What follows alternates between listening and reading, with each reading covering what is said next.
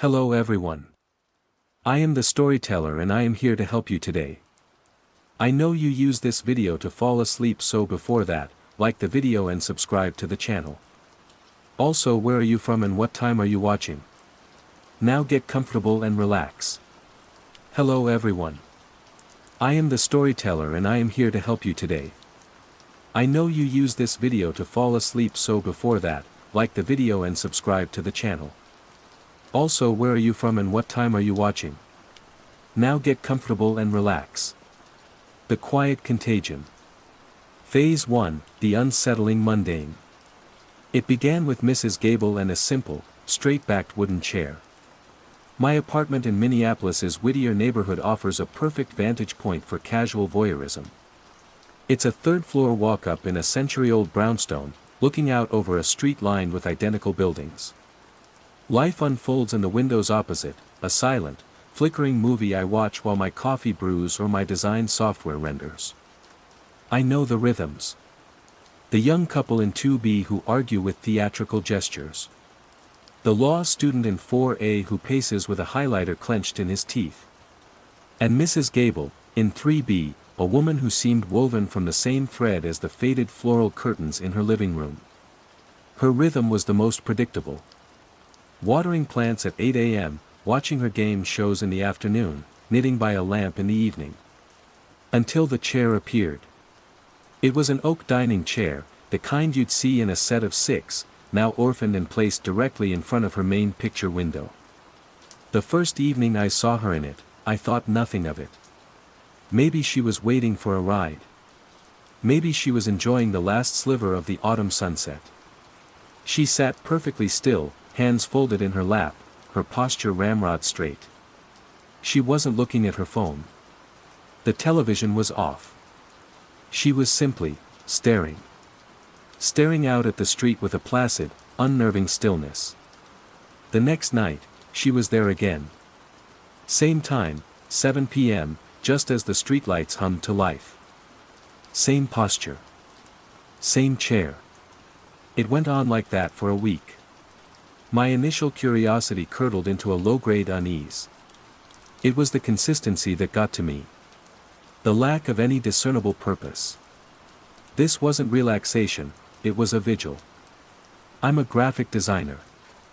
I work from home, a job that requires an obsessive attention to detail, kerning, color codes, the precise alignment of pixels. My brain is trained to see patterns, to find the subtle flaw in the composition. And the flaw in the composition of my street was a 70-year-old woman in a chair, performing a ritual of absolute stillness. I tried to rationalize it. A new form of meditation, perhaps. A doctor's recommendation for mindfulness. Loneliness manifesting in a strange new way. I'm a creature of logic and routine myself. My day is partitioned by deadlines and software suites. I understood the comfort of repetition. But this felt different. This felt like a program running, not a person living. The second chair appeared 3 weeks later. It was 2 houses down, in the window of Mr. Henderson, a retired postal worker I'd only ever seen mowing his minuscule patch of lawn with grim determination. It was almost identical to Mrs. Gable's chair. A simple, hard-backed wooden thing. And there he was, sitting in it, bathed in the blue glow of twilight. Same posture. Same folded hands. Same vacant gaze fixed on the middle distance. My heart did a slow, cold drum roll against my ribs. 1 chair is an eccentricity. 2 chairs are a coincidence. My mind scrambled for a third data point, the one that would confirm or deny the burgeoning pattern.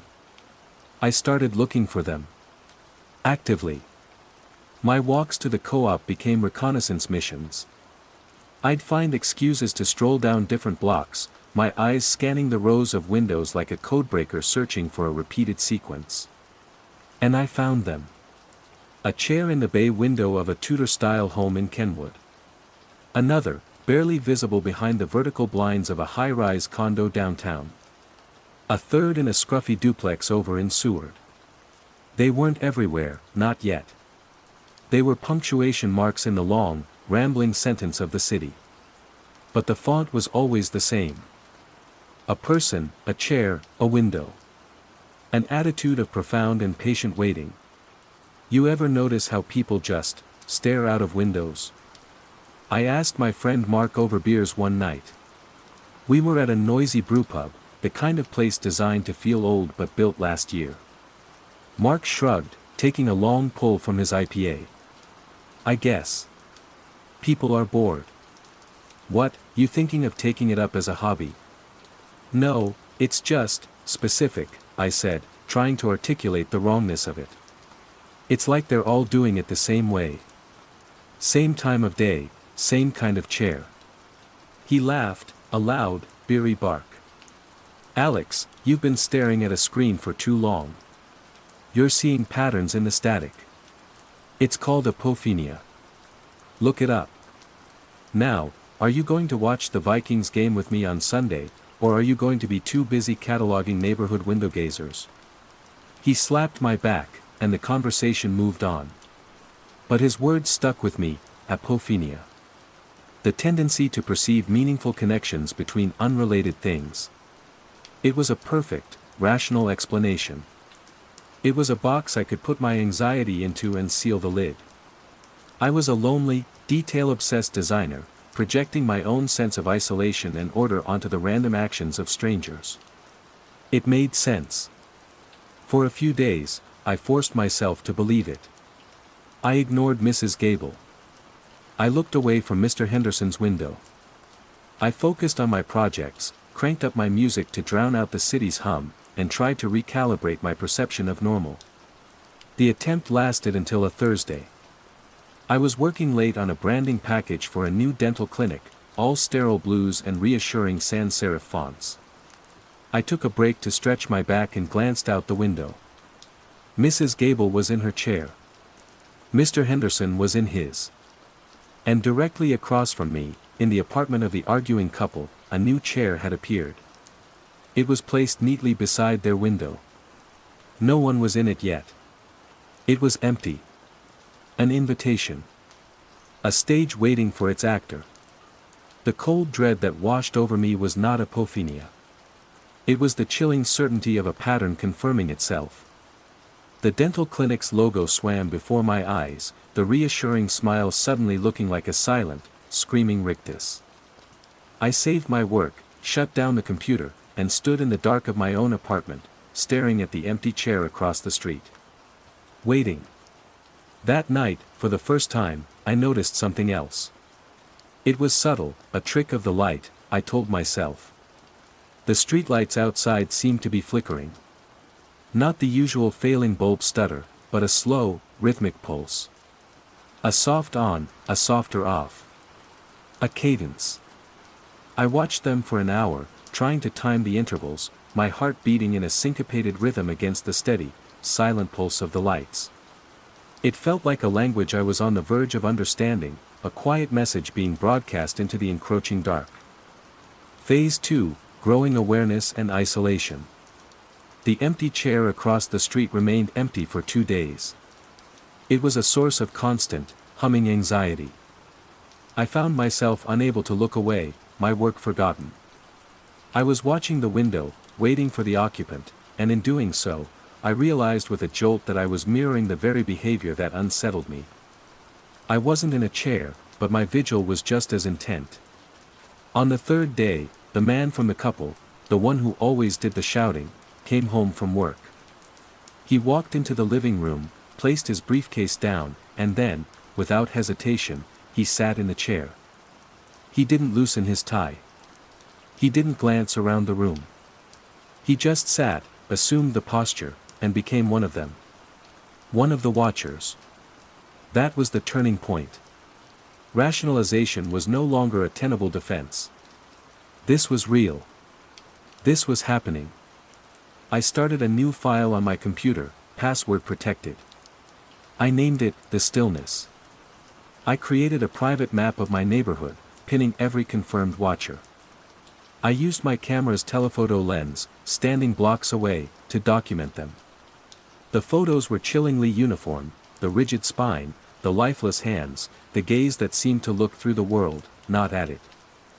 From a distance, they looked like mannequins. My isolation deepened. The world had split into two distinct groups. The watchers and the blissfully unaware. Talking about it was impossible. The one time I tried again, with my sister over the phone, her response was telling. Chairs. Alex, are you feeling okay? She asked, her voice thick with a saccharine concern that was more insulting than disbelief. Maybe you should get out more. All that time alone in your apartment can't be good for you. But the most unsettling part was her sign-off. Listen, I have to go. It's getting dark and I just want to sit for a bit. Enjoy the quiet. A cold spike of adrenaline shot through me. Sit where, Jen? In a chair. By the window. There was a pause. A strange, placid silence on the other end of the line. Yes, she said, her voice suddenly flat, devoid of its earlier emotion. It's peaceful. You should try it. She hung up. I didn't call her back. I felt like a ghost, haunting the edges of a world that was quietly, politely going insane. The city itself began to feel different. Or maybe I was just noticing things I hadn't before. The ambient noise of Minneapolis seemed to be diminishing. Less traffic hum, fewer distant sirens, less chatter from the sidewalks. It was as if the watchers were absorbing the sound, their collective stillness acting as an acoustic dampener. Hushing, I wrote in my journal. My urban photography hobby, once a casual pastime, became a desperate quest. I wasn't just taking pictures of old buildings anymore, I was trying to capture evidence of the world before. Before the stillness. I wandered the city with my camera, my senses on high alert. It was on an urban exploration forum, a place for people who photographed abandoned factories and forgotten tunnels, that I took a risk. I couldn't post about the chairs directly, I'd be dismissed as a crank. Instead, I framed my observations as an architectural query. User, A_Miller_design. Subject, odd residential phenomenon. Hey everyone. Strange question. Has anyone else in the Twin Cities noticed a change in how people are using their window space? Specifically, a recurring visual motif. Almost like a piece of staging. Very minimalist. Also noticing some strange rhythmic behavior from street lighting in certain neighborhoods. Might be nothing, just tracking some developing patterns. The post sat for days with no replies. I felt foolish. I was shouting into the void. Then, a private message appeared in my inbox. From S_K_Y_W_A_Y_88. Subject, odd residential phenomenon. It's not the staging. It's the glass. My breath hitched. I wrote back immediately. To S_K_Y_W_A_Y_88. What do you mean, the glass? The reply came a few minutes later. From S_K_Y_W_A_Y_88. The windows on the houses where they sit. The glass doesn't reflect right. It's like it's hungry. It drinks the light. I've been taking pictures. The reflections are wrong. Distorted. Sometimes, missing entirely. I thought I was the only one who saw it. Her name was Sarah. She was a master's student in atmospheric science at the U of M. We agreed to meet at a coffee shop in Dinkytown, a neutral zone bustling with students, a pocket of noise and motion that felt safe. Sarah was sharp, intense, with restless eyes that darted everywhere.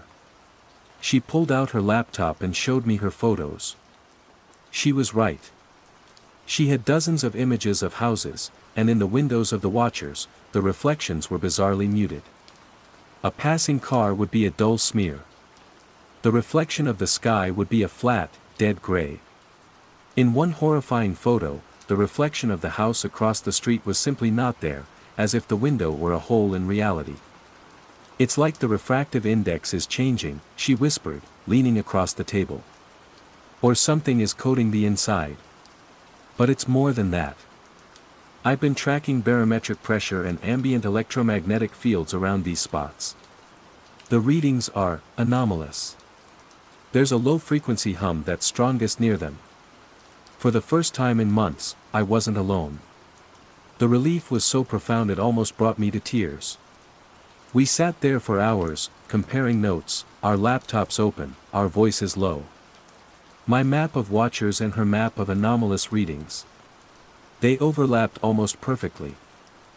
We found a secondary mystery, a subplot that felt connected. While researching old city maps for her atmospheric project, Sarah had found references to a network of telegraphic resonance tunnels proposed in the late 19th century. A crackpot inventor had claimed he could send messages through the earth itself using harmonic vibrations. The project was laughed out of the city council, but a few prototype resonance nodes were supposedly built before being abandoned and paved over. One of the main proposed nodes was located directly beneath the city center. "It's a red herring, probably," she said, chewing on her lip. "But the epicenter of my EM readings, it's right there. Right under the idea center." Our alliance was forged in paranoia and coffee. We became a two-person unit, investigating the creeping quiet. We'd walk through the skyway system downtown, giving us an elevated view into the office and condo towers. The watchers were there, too. A lawyer in a corner office, a marketing exec, a receptionist. All facing the glass, their faces slack, their hands folded, watching the city below with the same unnerving patience. They were no longer just in their homes. They were at work. The contagion was integrating itself into the fabric of daily life. One evening, we were observing a residential block from a park. Sarah had her EM meter out. It whined softly. I had my telephoto lens trained on a new watcher, a man in a craftsman bungalow. As I focused, he did something I'd never seen before. He slowly, deliberately, turned his head until he was looking directly at us. Directly at me. There was no anger in his eyes. No curiosity. There was only a vast, empty invitation. A look that said, "We see you. The stillness is for you, too. Come. Sit. Wait." I dropped the camera, my hands shaking. The feeling of being watched had been replaced by the infinitely more terrifying feeling of being seen. Sarah grabbed my arm, her face pale. "Alex," she whispered, her eyes wide with fear. "They know we're looking." Phase 3, the nature of the threat and escalation. The incident in the park changed everything. We were no longer observers, we were noticed. The paranoia that had been a constant, low hum in my mind now screamed. We abandoned our public investigations and retreated to the encrypted safety of our online chats, our apartments becoming bunkers. The nature of the threat began to coalesce from a vague dread into a terrifying, if incomplete, theory. We combined my observations of the behavior, Sarah's atmospheric data, and the historical footnote about the resonance tunnels. "It's not a toxin or a virus," Sarah typed one night, the three blinking dots of her response a small lifetime of anxiety. "It's a signal. Or a frequency. The 19th century guy might have been a crackpot, but maybe he stumbled onto something real. A natural geological or quantum resonance." "And the chairs?" I typed back, my fingers cold on the keyboard. "The posture?" "Tuning," she replied. "The human body is an electrical system. The spine is an antenna. The stillness, the specific posture, they're tuning themselves to the signal. They're turning themselves into receivers." The idea was bone-chillingly elegant. The watchers weren't being controlled like puppets, they were willingly aligning themselves with a broadcast. A quiet, pervasive signal emanating from beneath the city, a signal that promised, what? Peace? Transcendence? Or just an end to the noise of being human? The environmental warping escalated. It was no longer just the non-reflective glass and the flickering streetlights. One afternoon, I watched a flock of pigeons fly towards Mrs. Gable's building. As they passed over her roof, their flight path seemed to bend, as if they'd hit a patch of invisible turbulence. They scattered in panicked confusion, avoiding the space directly above her apartment. Shadows began to act strangely. Around the homes of the watchers, they seemed deeper, their edges unnaturally sharp, as if the light itself was afraid to trespass. I saw a shadow of a telephone pole stretch and contort at an impossible angle as the sun set, clinging to the wall of Mr. Henderson's house long after it should have vanished. These weren't peripheral tricks of the eye anymore, they were sustained violations of physics. The watchers themselves also changed. Their movements, on the rare occasions they did move, became more synchronized. I'd see 3 or 4 of them on different blocks all stand up from their chairs at the exact same moment, move to another room, and then return a few minutes later. It was like watching a flock of birds or a school of fish, a collective consciousness guiding their simple, mundane actions. They were becoming a network. My alliance with Sarah, my only anchor, began to fray. The strain was getting to her. She became quieter, more withdrawn. Our chats grew less frequent. Her messages, once filled with frantic energy and scientific speculation, became shorter, more passive. Me, did you see the report about the power grid fluctuations downtown? The pattern matches our EM map. Sarah, I saw. It's becoming more stable. Me, stable? Sarah, it's not supposed to do that. It's an organized energy drain. They're drawing power. Sarah, perhaps it's just finding its equilibrium. Equilibrium. Peaceful. Quiet. The vocabulary of the contagion was seeping into her messages. A cold dread, separate from the main threat, began to bloom in my chest. I suggested meeting again, in person. She was hesitant, but finally agreed. We met at the Stone Arch Bridge, the wind whipping off the Mississippi. The city skyline loomed behind us. She looked tired, her eyes less restless, more placid. I think we should stop, Alex, she said, not looking at me but at the churning, gray water. Stop. Sarah, we're the only ones who know what's happening. We have to figure out what it is, how to fight it. Fight it? She finally turned to me, and her expression chilled me to the core. It was one of serene pity. Why would you fight it? It's not hostile. It's a settling. A coherence. All the noise, the anxiety, the constant trying, it just stops. Don't you ever get tired of it all? My blood ran cold. Sarah, that's not you talking. Isn't it? She asked, a faint, beatific smile on her lips. I've been listening. Not just with my equipment. I turned it all off.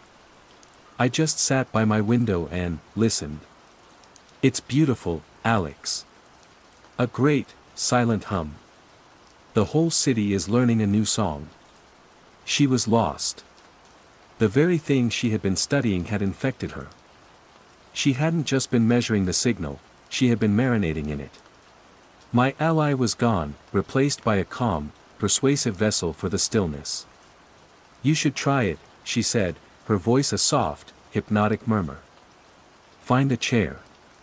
A simple one. Sit by the window. Let the noise drain out of you. You'll understand. I backed away from her slowly. No. It's not a choice you can make forever, she said, her voice carrying on the wind. The broadcast is getting stronger. Soon, there won't be any other stations to listen to. I turned and ran. I didn't look back. I fled across the bridge, the sound of the rushing river a welcome, chaotic roar that momentarily drowned out the terrifying silence she was offering. But I knew she was right. The signal was getting stronger. I could feel it now, even without Sarah's meters. A low-level thrum at the base of my skull. A pull towards the nearest window. A seductive whisper that promised peace. That night, I looked out my window towards her apartment building near the university. I didn't need a telephoto lens to see it. A new light was on in her window, And in the center of the warm, yellow square was the dark, still silhouette of a woman in a chair. Phase 4, Confrontation, Revelation, and Aftermath. The loss of Sarah was the final fracture. My island of sanity had sunk beneath the quiet tide, and I was left treading water in an ocean of encroaching stillness. The hum in my skull was a constant companion now, a low-frequency vibration that seemed to harmonize with the rattling of my own fear. I knew I couldn't stay. Minneapolis was no longer my home, it was a cage, and the walls were closing in. My confrontation was not with a monster or an entity, but with a choice. Succumb or flee. To stay meant eventually ending up in a chair by my own window, my consciousness dissolving into the collective. Placid hum. To flee, where could I possibly go? The insidious nature of the contagion was its subtlety. It wasn't a quarantine disaster zone. It was just people sitting in chairs. How do you run from that? Before I could leave, I had to understand. I had to go to the epicenter. The place Sarah and I had identified on our maps, where the signal was purest. The IDS Center, the glass heart of the city. I went at dusk, the time when the watchers took to their posts. The downtown streets were eerily quiet, the diminished traffic amplifying the sound of my own footsteps. The skyway system was nearly deserted. I walked its carpeted hallways, a ghost in a glass cage, looking down at the city. And I saw them. In the high-rise offices, floor after floor, were the silhouettes. Executives, paralegals, consultants, all sitting in their ergonomic office chairs, turned to face the glass, their hands folded, watching the city prepare for night. They were perfectly integrated. The stillness had won the workday. I stood in the crystal court, the central atrium at the base of the IDS tower. It was empty. The sound of the fountain seemed loud, a frantic, desperate splashing against the encroaching quiet. I looked up at the 57 stories of glass and steel disappearing into the dark sky. This was it. The antenna. Not the forgotten 19th century node buried beneath my feet, but the tower itself. The whole glittering, modern city was the machine. And then, the revelation hit me. A moment of horrible, perfect clarity. It wasn't a signal being broadcast to them. The signal wasn't coming from the tower. It was coming from the watchers themselves. They weren't just receivers. They were the broadcast. Each watcher was a node, a living transducer. By achieving that state of perfect stillness and mental quiet, they were converting the chaotic energy of human consciousness into a single, coherent, silent frequency. They were the ones hushing the city. They were the ones bending the light and warping the shadows. They weren't being invaded, they were the invasion. They were actively, patiently, peacefully rewriting the source code of reality, one quiet mind at a time. The purpose wasn't to receive a message, but to become the message. The message was silence. Stillness. Absence. I felt a profound, vertiginous terror. This wasn't something you could fight. It was something you could only join or be erased by. I looked at my own reflection in the darkened storefront of a closed shop. For a split second, the image flickered.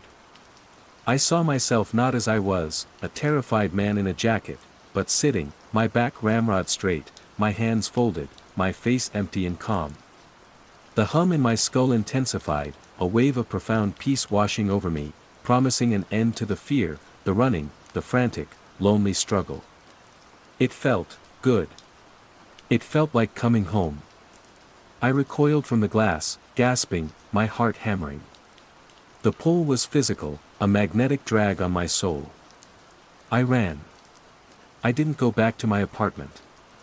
My laptop with its research, my camera with its evidence, my whole life, I left it all behind. I ran to the nearest parking garage, got in my car, and drove. I paid in cash at the exit, avoiding the attendant's gaze. I got on I-94 and headed east, away from the setting sun, away from the city that was singing itself to sleep. For hours, I just drove, the hypnotic rhythm of the highway a temporary shield. I watched the Minneapolis skyline shrink and vanish in my rearview mirror. I drove through the darkness of rural Wisconsin, the hum in my head slowly fading with every mile, replaced by the whine of the tires on asphalt. I finally stopped at a dingy, anonymous motel off the highway, somewhere past Eau Claire. The room smelled of stale smoke and bleach. Exhaustion hit me like a physical blow. I locked the deadbolt, chained the door, and collapsed onto the bed. I had escaped. I was out. But as I lay there, the silence of the countryside felt different from the silence of the city. This was a living quiet, filled with the chirp of crickets and the rustle of wind in the trees.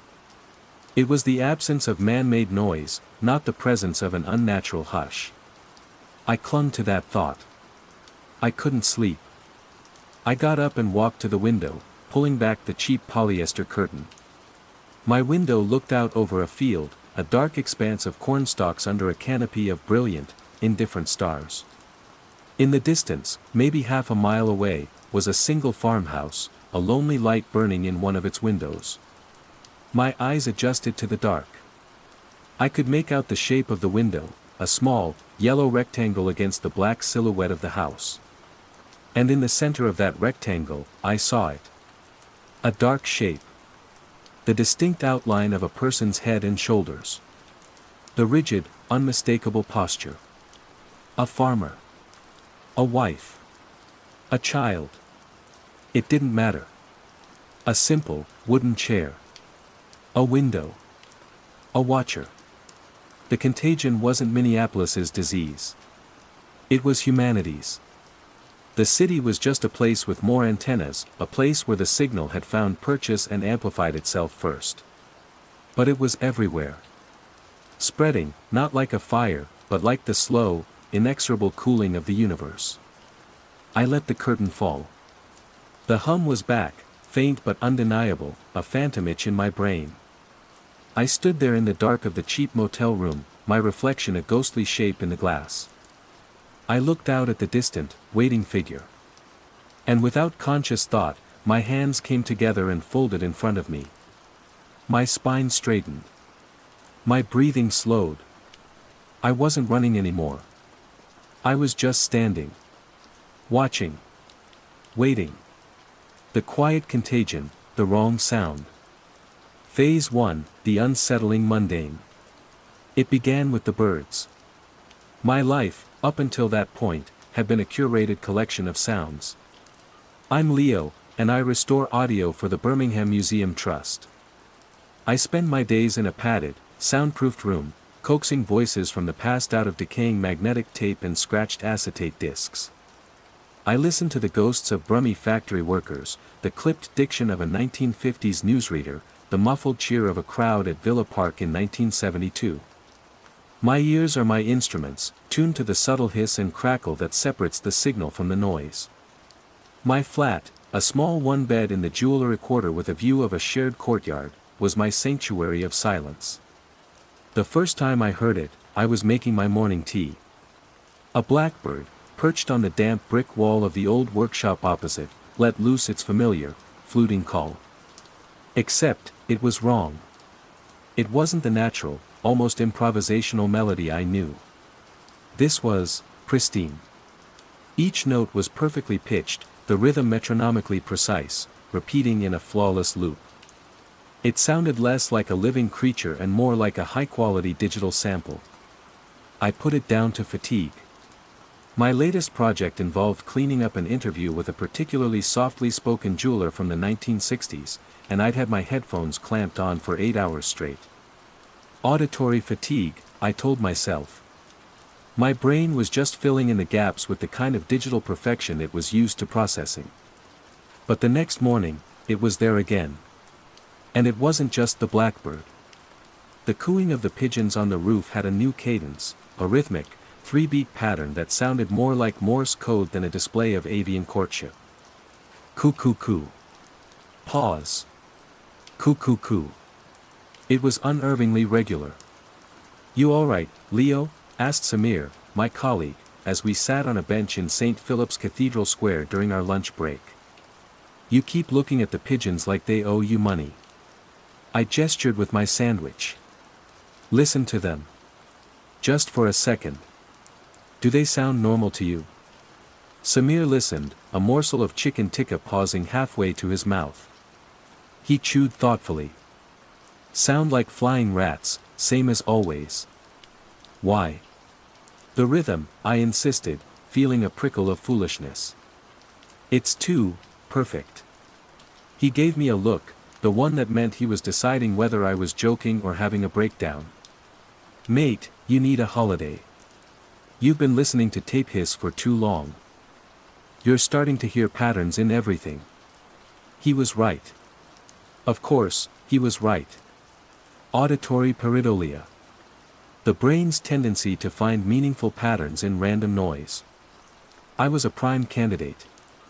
I resolved to ignore it. For 2 weeks, I succeeded. I played music in my flat, kept my windows closed. I focused on my work, immersing myself in the warm, analog fuzz of the past. I even booked a hearing test, just to be sure. The audiologist, a cheerful woman with bright pink glasses, gave me a clean bill of health. Hearing's sharper than mine, love, she'd said. It was meant to be reassuring, but a cold knot tightened in my stomach. My ears weren't the problem. The turning point came on a damp Tuesday evening. The wrong sound of the birds had become a constant, an irritating background hum I was failing to tune out. I decided to prove myself wrong, to use the tools of my trade to expose my own folly. I took the Sound Devices Mix Pre 6 from my work bag, a professional field recorder worth more than my car, and opened my living room window. The courtyard was full of the strange, synthetic birdsong. The digital blackbird, the Morse code pigeons, even the chirps of a sparrow that sounded like a series of identical square waves. I held the recorder out, the sensitive stereo microphones pointed directly at the source.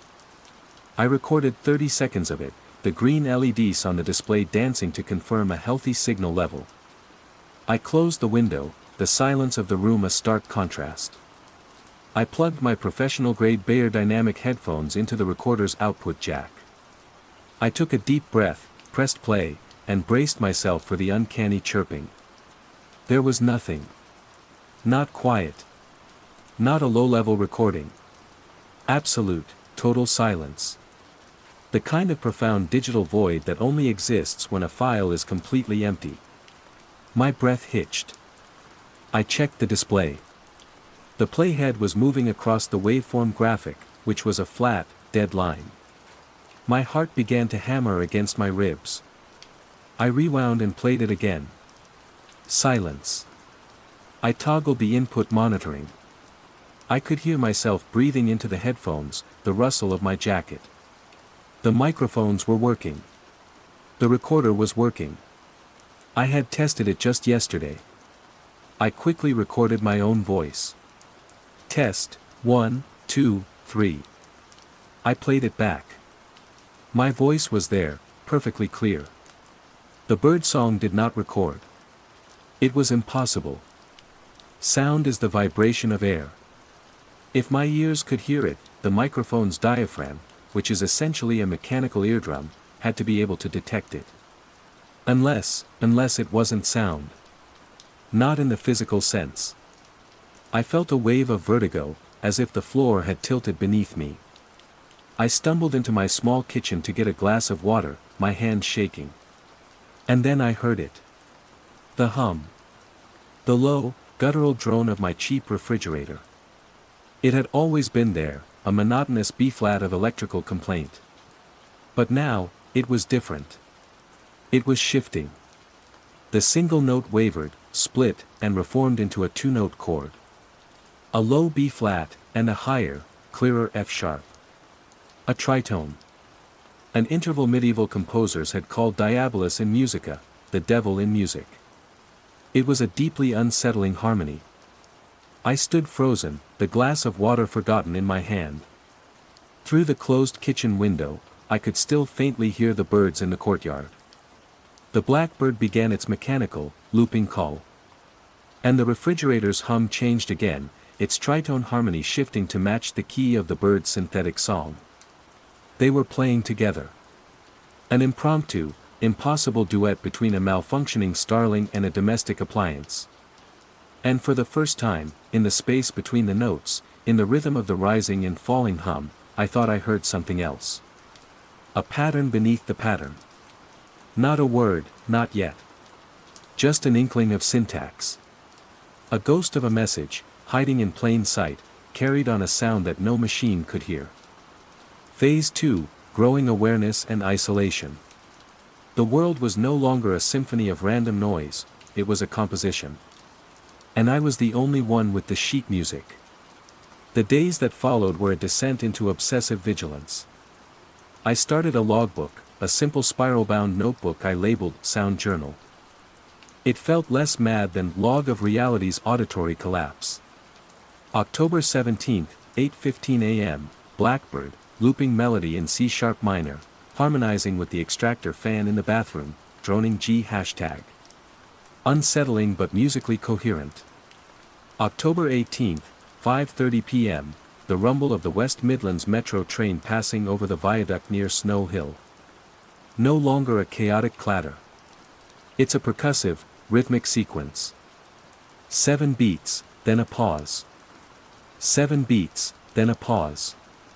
A woman at the platform was tapping her foot. In time. October 20th, 11 a.m., the server room at the museum. The whirring of the fans has always been a multi-layered drone. Today, it's a full choir. 10 distinct, shifting tones creating complex, overlapping arpeggios. It's beautiful, in a terrifying, inhuman way. Samir walked in, complained about the racket, and didn't notice a thing. My attempts to share this new reality were unmitigated disasters. My weekly phone call with my sister, Chloe, became a minefield. It's like there's a new layer of sound on top of everything, Chloe, I tried to explain, my voice low as if the walls were listening. Which, in a way, they were. And it doesn't record. I've tried. It's like a signal that only our brains can decode.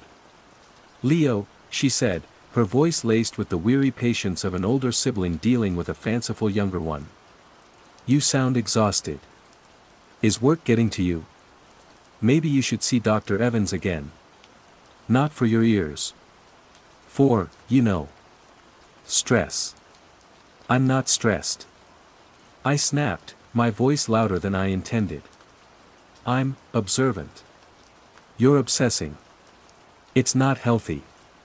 You live alone, you work in a quiet room all day, your brain is just making things up to keep itself busy. Please, just try and get some proper sleep. The conversation ended with her promising to visit soon, a promise that felt more like a threat of a wellness check. The chasm between my world and hers had widened into a canyon. I was utterly, profoundly alone in my perception. This isolation drove me online. I spent my nights falling down rabbit holes of obscure medical conditions and fringe science. Auditory processing disorders, musical ear syndrome, electromagnetic hypersensitivity. I read first-hand accounts from people who claimed to hear the hum, a persistent, low-frequency noise that plagued certain localities. But their descriptions were of a simple, maddening drone. Mine was a complex, evolving symphony. Then, I found it. Buried deep within a forum for professional audio engineers, a single thread from 3 years ago titled, Acoustic Ghosting in Silent Frequencies. The original post was by a user named Cassandra_7. Has anyone else experienced this?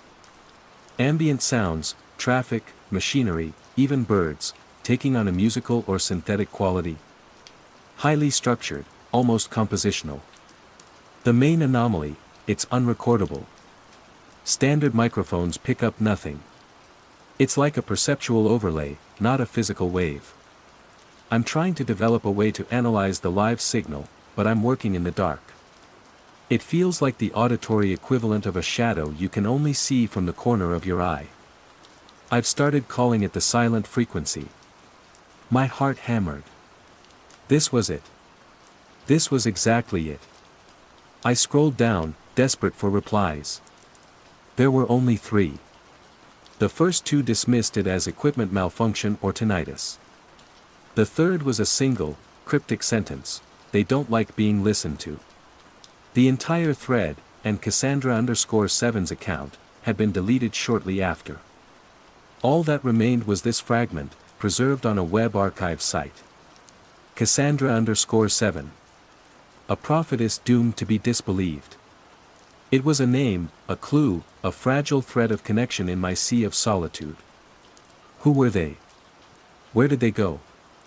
My world shrank to the size of my journal and my laptop screen. My work at the museum became a refuge and a laboratory. I'd sit in my soundproofed booth, listening to the pure, honest static of old tapes, a sound blessedly free of the new, insidious music. But the moment I stepped outside, it was there. The contagion, I had started calling it that in my head, was becoming more widespread. Or perhaps I was just getting better at noticing its effects on others. I saw it everywhere.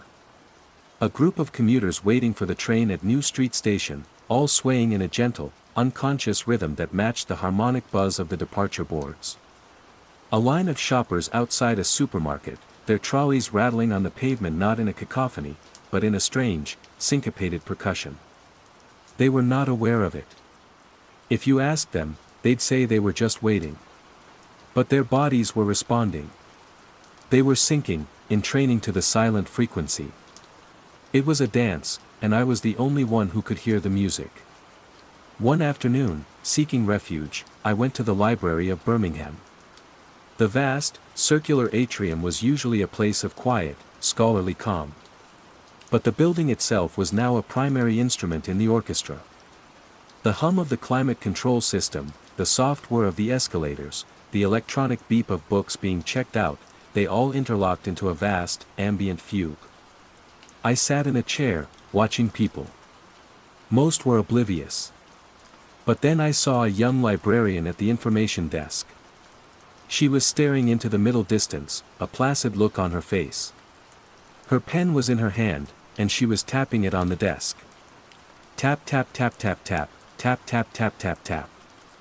I pulled out my phone and activated a spectrogram app. It was a long shot, but I had to try. The app visualized sound, turning frequency and amplitude into a colorful, moving graph. I pointed my phone's microphone towards the general ambience. As expected, the graph showed a messy, chaotic jumble of low-level noise. But as I listened, truly listened, to the symphony of the library, I began to see it. Not on the screen, but in my mind's eye. Behind the mess, I could perceive a structure.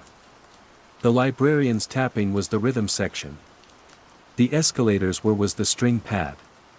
The checkout beeps were the melody. And woven through it all, in the very fabric of the hum, were the words. They were clearer now. Not English, not any human language. They were more like pure concepts, imprinted directly onto my consciousness via the harmonic structures. Align. Resonate. Listen. Wait. The librarian blinked slowly, her tapping never faltering. She was listening.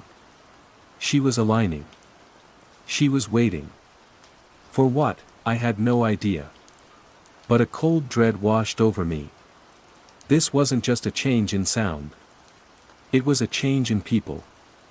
A quiet, subtle reprogramming, one synchronized sway, one rhythmic tap at a time. And the search for Cassandra_7 was no longer a matter of curiosity. It felt like my only chance at survival.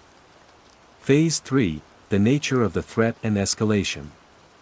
Finding Cassandra_7 became my singular obsession. The name itself felt like a clue. A prophet of doom. I cross-referenced the username with academic databases, searching for papers on acoustics, psychoacoustics, and signal processing, especially those originating from Midlands universities. It took 2 weeks of late nights and bleary-eyed scrolling, but I finally got a hit. A footnote in a dismissed research grant application from the University of Birmingham, 5 years ago. The project was titled Analysis of Non-Physical Auditory Phenomena. The lead researcher, Dr. Eris Thorne. A quick search for Dr. Thorne yielded a sparse trail. He'd been a senior lecturer in the electrical engineering department, published a few well-regarded papers on signal clarity, and then, around the time of the Forum Post, had his tenure abruptly terminated. The official reason cited was misappropriation of university resources for unsanctioned research. Unsanctioned research. The silent frequency. There was no recent contact information, but the university staff archive still listed a final forwarding address. A terraced house in Moseley, one of those old Victorian properties with high ceilings and a constant sense of damp. It took me another week to build up the courage to go. What would I even say? Hello, I think the world is being rewritten by a parasitic sound that only I can hear, and I believe you might be the only other person who knows about it. It sounded like the opening line of a psychiatric evaluation. But the alternative, to sit in my flat and listen as the world slowly succumbed to the harmonious madness, was worse. So on a gray Saturday afternoon, I found myself standing on Dr. Eris Thorne's doorstep, my heart a frantic, unsynchronized drum solo in my chest. The house was quiet. Too quiet. Even the birds in the overgrown garden seemed muted. I knocked. The sound was a dull, flat thud, absorbed by the heavy wood.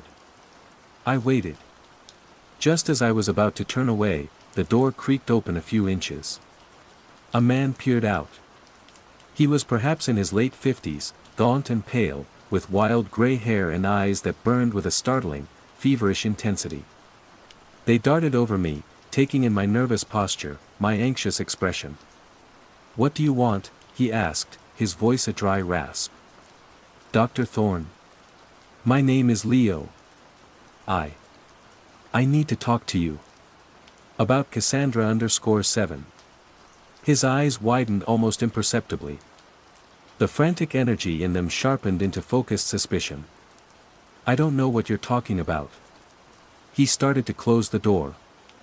"Please," I blurted out, my hand shooting out to stop the door. The silent frequency. The unrecordable sound. The harmonies. I hear it too. The door stopped moving.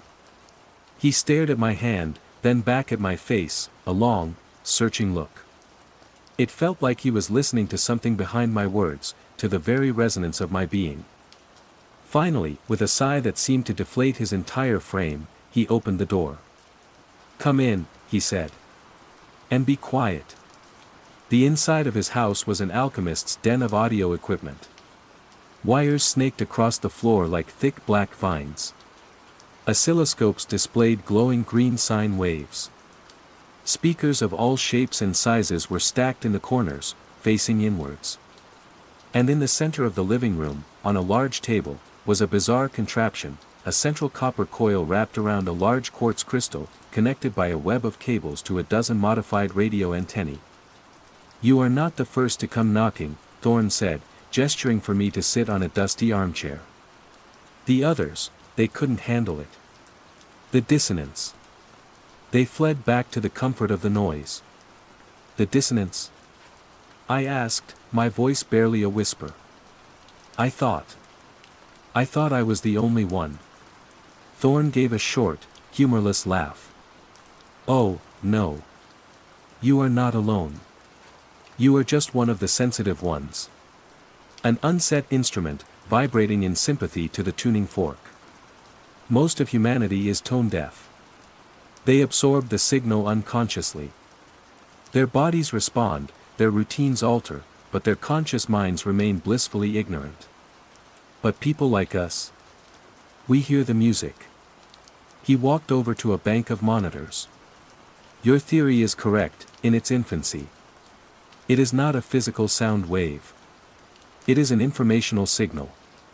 A form of complex data encoded onto the chaotic carrier wave of ambient noise.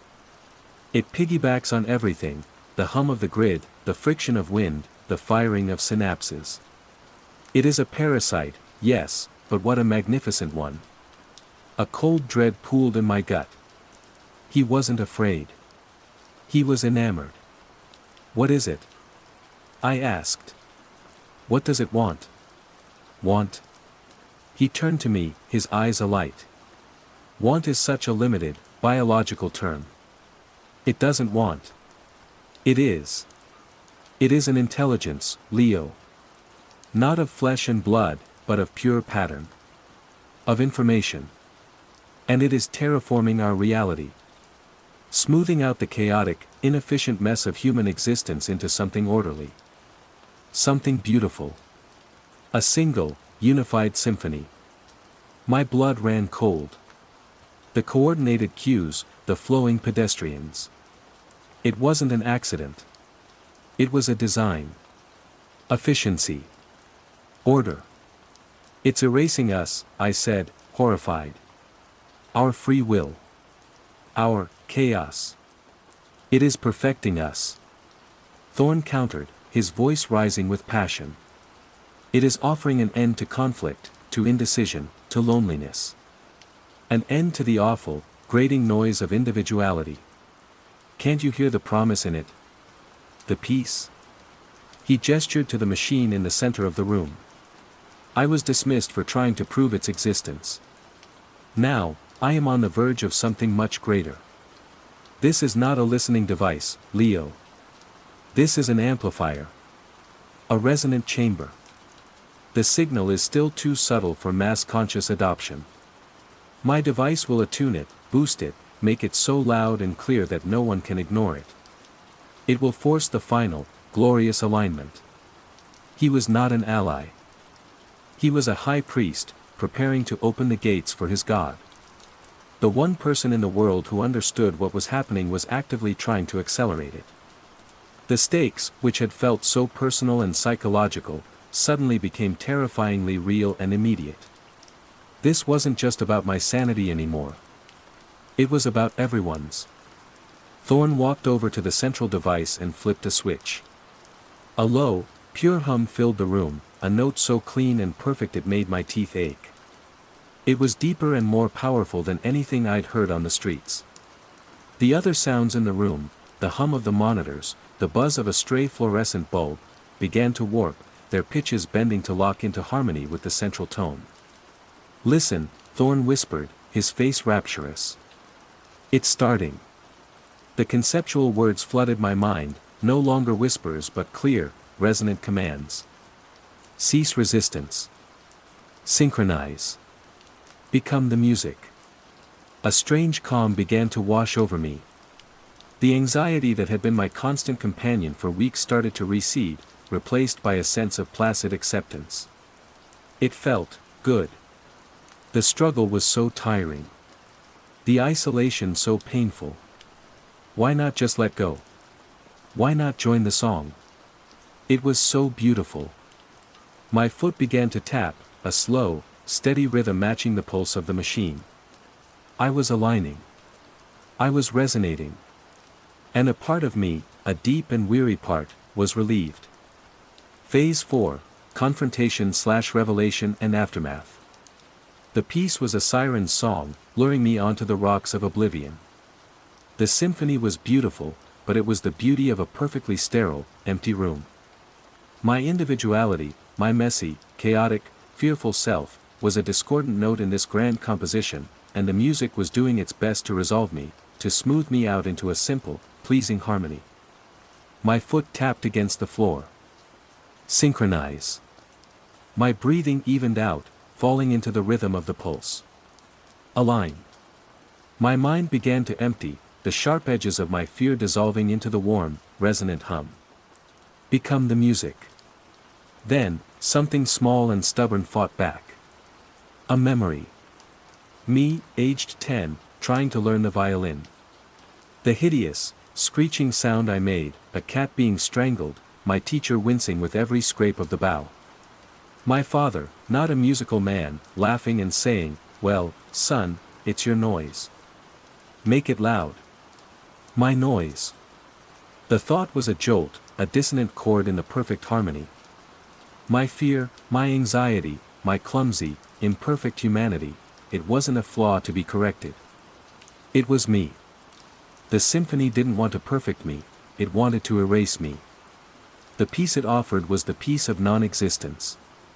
The order was the silence of a graveyard. My hand, which had been resting limply on my leg, twitched. I looked at Thorn. He was standing with his eyes closed, swaying gently, a beatific smile on his face. He was already gone, a willing vessel for the signal. The confrontation wasn't going to be a physical fight.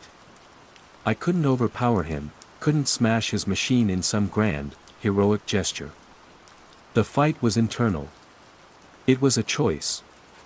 Surrender, or resist. And I knew what my weapon had to be. Chaos. Dissonance. The glorious, unpredictable, human noise that the signal was trying to eliminate. Slowly, deliberately, I reached into my coat pocket and pulled out my phone and my earbuds. My hands were shaking, but the simple, familiar action helped to ground me. I fumbled with the screen, my thumb slipping twice before I managed to open my music library. I scrolled past the classical, the ambient, the neat, orderly files. I went right to the bottom, to a folder I hadn't opened in years. I jammed the earbuds in my ears and hit play. The world exploded. A firestorm of saxophone shrieks, frantic, atonal piano runs, and a drum solo that sounded like a staircase falling down a mountain. It was John Zorn's most challenging free jazz work. It was pure, unadulterated, glorious chaos. The effect was instantaneous and violent. The placid hum in my mind shattered. The invading peace recoiled as if burned, and my own raw, jagged anxiety came rushing back in a tidal wave. It was agony. But it was my agony. Thorn's eyes snapped open. He stared at me, his serene expression collapsing into one of confusion and anger. He could hear it. Not the music itself, but the disruption I was causing in the signal. I was a rogue frequency, a blast of static in his clean broadcast. "No," he hissed, taking a step towards me. "You're ruining it. The harmony." I didn't wait. I scrambled out of the chair and bolted for the door, my heart hammering a frantic, offbeat rhythm against the chaos in my ears. The ordered world of Thorn's house felt like a physical pressure, and bursting out onto the gray Mosley Street was like surfacing for air. The music in my ears was my shield. It was a fortress of human messiness against the encroaching order. I ran, not looking back, my destination a singular, desperate thought: New Street Station. A train. Anywhere but here. The city had changed in the hour I'd been inside. The effect was more pronounced. The flow of pedestrians along the pavement was no longer just efficient, it was unnervingly fluid, a river of people parting and reforming without a single bump or jostle. A cyclist glided through a busy intersection, and cars slowed and swerved around him in a perfectly synchronized ballet of avoidance. There were no horns. No shouts. Just the hum, the all-pervasive, harmonious hum that I could still feel vibrating through the soles of my shoes, a bass note beneath the screaming jazz in my ears. I bought a ticket from a machine, a single to Penzance. The end of the line. As far away as I could get. Now, I am on that train. It's rattling south, away from Birmingham, but I know with a sickening certainty that I am not escaping. The silent frequency isn't a local phenomenon. It's in the grid. It's in the air. It's global. I am not running away from it, I am just running. My noise-canceling headphones are a new brand, the best I could find, bought in a frantic dash at the station. Their battery life has become the single most important metric of my existence. 24 hours. 24 hours of chaotic, human noise before I have to find a power source. 24 hours of shelter. I don't dare take them off. I watch the world slide by behind the silent glass of the window. Green fields, neat little towns, placid-looking cows. It all looks normal. But I know it isn't. The real landscape is the one I can no longer afford to hear. A woman sitting opposite me catches my eye. She has a kind face, wrinkles crinkling around her eyes as she offers me a small, gentle smile. It's a completely normal, human interaction. Then, She lifts a hand and taps her finger against the windowpane. It's a slow, deliberate rhythm. A perfect, steady pulse. Tap. Pause. Tap. Pause. She doesn't look away from me. Her smile remains, but it's empty now. Vacant. Her eyes are just looking at me, not seeing me. She is simply a part of the song, a single note in the symphony. Listen. Align. Resonate. The words echo in the ghost memory of the hum. The train speeds on, but there is nowhere to go. I am an island of noise in a quiet, gathering sea of harmony. And I am so terribly, terribly alone. The quiet contagion, not in the frame. Phase 1, the unsettling mundane. The first crack in the world appeared in a worn cardboard box in my brother's basement. It was a Saturday in late October, the kind of Montreal day where the cold hasn't yet bared its teeth but promises it will, soon. The air outside smelled of damp leaves and impending snow. Inside, Mark's basement smelled of concrete, dust, and the ghosts of forgotten hobbies. We were sorting through old family photos, a task prompted by our mother's sudden urge to digitize everything, as if our memories were analog files at risk of corruption. Mark held up a faded 4x6 print. In it, two boys, us, a decade younger and impossibly skinny, are grinning, mouth stained blue with slush. Behind us is a chaos of brightly colored metal and the blurred arc of some great machine against a summer sky. I remember the day perfectly. The sticky heat, the smell of fried dough, the dizzying thrill of being spun upside down. I remember the feel of the sun on my neck and the specific, shrill quality of the screams of other children. Where was this taken again? Mark asked, squinting. I started, and then stopped.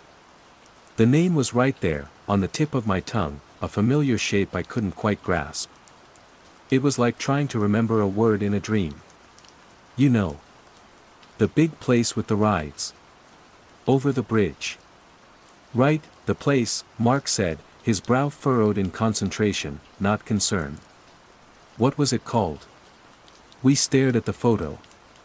The two of us, grinning from a past we both clearly recalled, standing in a place that had become suddenly, inexplicably anonymous. It wasn't just that we'd forgotten the name, La Ronde. It was that the very concept it represented felt hollow. Amusement park. I could say the words in my head, but they didn't connect to the image. They were just sounds. The idea of a large, designated area for mechanical entertainment felt foreign, like an anthropological curiosity from a lost culture. We looked at each other, and then we laughed. A shared senior moment at 32 and 34. God, we're getting old, Mark said, tossing the photo into the scanned pile. Brains turning to poutine. I laughed with him, but the feeling was strange. It wasn't the comfortable fog of a forgotten detail. It was a sharp, clean excision.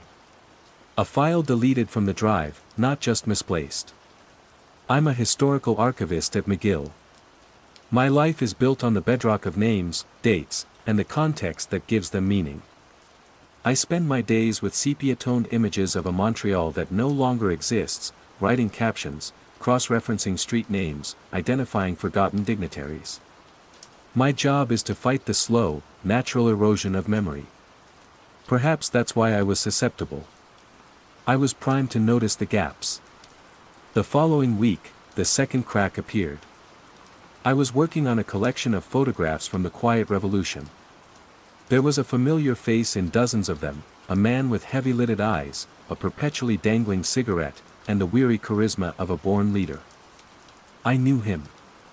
I'd seen his statue, driven down the boulevard named after him. He was as fundamental to Quebec's story as maple syrup. But his name was gone. I stared at the photo, my fingers hovering over the keyboard. René Levesque. The name existed in my head as a phantom limb. I could feel its shape, its cadence, but I couldn't summon it. When I tried to write a description of his significance, founder of the Part 1 Québécois, champion of sovereignty, the words felt like lies. The concept of a political movement to separate Quebec from Canada seemed outlandish, a plot from a speculative novel. "Sylvie," I called over to my boss, my voice tight. "I'm blanking on this guy. Who is he?" Sylvie ambled over, peering at my screen. She was a woman who seemed permanently swaddled in oversized wool sweaters. "Oh, him. He was a politician, I suppose. From that time. But what did he do?" I pressed. "What was he known for?" She shrugged, a gesture of such profound disinterest it was almost an art form. "Who remembers? Politics. It was all very noisy back then. Just right, prominent public figure, circa 1960s. It's more universal. Less baggage." She patted my shoulder and walked away. I stared after her. Universal. The word felt slick, wrong. The point of an archive wasn't to be universal, it was to be specific. But I did as she said. My fingers typed the bland, meaningless phrase. As I looked back at the photo of the man, his face seemed to change. It wasn't a dramatic shift, just a subtle flattening. The image lost its depth, its sense of a life lived behind the eyes. It looked less like a photograph and more like a photorealistic drawing of a man who had never existed. It looked unframed. I started seeing it everywhere. Small things, at first. A brand of soap my mother used to buy, I could picture the green and white packaging, but the name was a smear in my memory. A song that was a massive hit in high school, I could hum the melody, but the lyrics. The artist, the title, all gone. When I hummed it for Mark over the phone, he said, "Oh yeah, that tune. It's just one of those songs, you know." The most disturbing incidents were visual. Driving over the Jacques Cartier Bridge one evening, I glanced at the skyline. The Farine 5 Roses sign, a landmark that had greeted me my entire life, flickered. For a split second, it wasn't a sign. It was a two-dimensional cutout pasted against the twilight, its letters meaningless glyphs, shimmering at the edges with a faint, staticky haze. I blinked hard, and it solidified back into a familiar sign, but the echo of its wrongness sent a cold spike of adrenaline through my chest. I began to feel a constant, low-grade anxiety, the kind you get when you think you've left the oven on. The world was still recognizable, but it was like listening to a symphony with a few instruments randomly missing. You might not be able to name what's gone, but the harmony is undeniably off. I tried to bring it up with my girlfriend, Chloe, one night. We were watching a movie, an old classic. The lead actress was on screen, a woman whose face was once etched into the very fabric of cinema. "It's weird," I said, trying to sound casual. "I can see her, and I know I've seen a dozen of her films, but I can't for the life of me remember her name. Or what any of those films were about." Chloe didn't look away from the screen. She was tracing patterns on my arm with her finger. "Does it matter? She has a nice face. But she's famous. She won awards. She was an icon." The word sounded desperate even to me. "Icon is a strong word," she murmured, her attention on the film. "She's just an actress. They're not supposed to be important. It's just a story." Her placid acceptance was more terrifying than any argument. It was a wall I couldn't scale. The problem wasn't that the world was changing, it was that no one else seemed to notice, or if they did, they didn't care. The shared context that held our reality together was fraying at the edges, and I was the only one feeling the draft.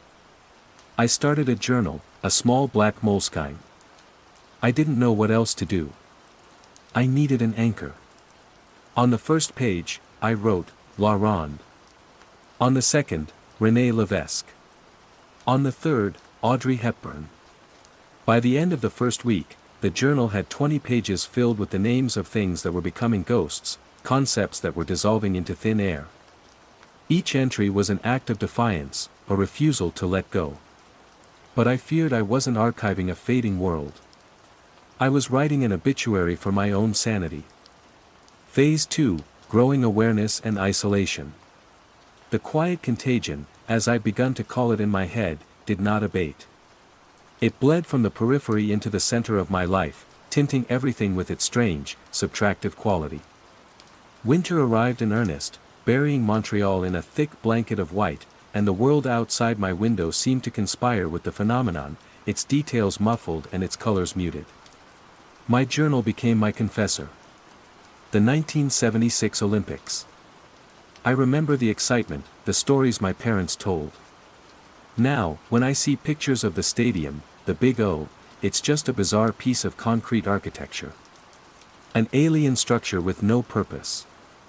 I asked a coworker, a sports fan, about it. He frowned. Was there something here? I guess so. Looks expensive. The awe, the history, the collective pride, all of it, scraped clean. Habitat 67. I drove past it on my way to work. It used to look like a visionary stream, a stack of concrete blocks signifying a bold future. Now it just looked like a pile. A precarious, nonsensical jumble. And it had the shimmer, the telltale visual static that told me its concept had been hollowed out. It was no longer a revolutionary housing complex, it was just a thing. My isolation deepened. The more I tried to point out the discrepancies, the more my friends and family looked at me with a soft, pitying concern. I was becoming the eccentric uncle at the dinner party, the one who harps on about strange theories. The breaking point with Mark came during a Sunday brunch. His daughter, Maya, was coloring in a book of Canadian animals. She pointed to a picture of a broad, flat-tailed rodent. "Papa, what's this one?" Mark glanced at it. "It's a big mousy thing. A water rat." "It's a beaver," I said, my voice sharper than I intended. "The national animal of Canada. It's on the nickel." Mark shot me an annoyed look. "Leo, don't be pedantic. It's a rodent." She knows what a rodent is. But it's not just a rodent, Mark. It has a specific meaning, a history.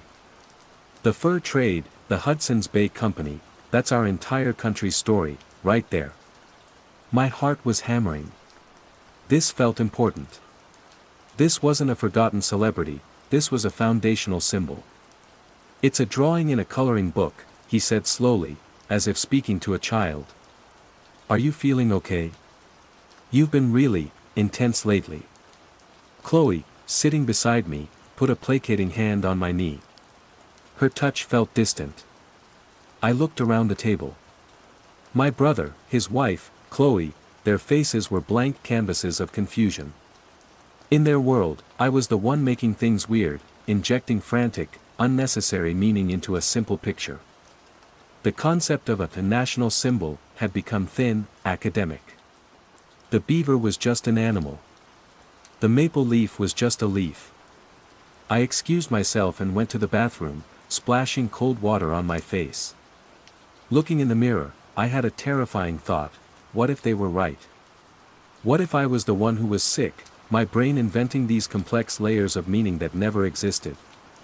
What if this placid, surface-level existence was the norm, and I was the anomaly? That night, I started my real research.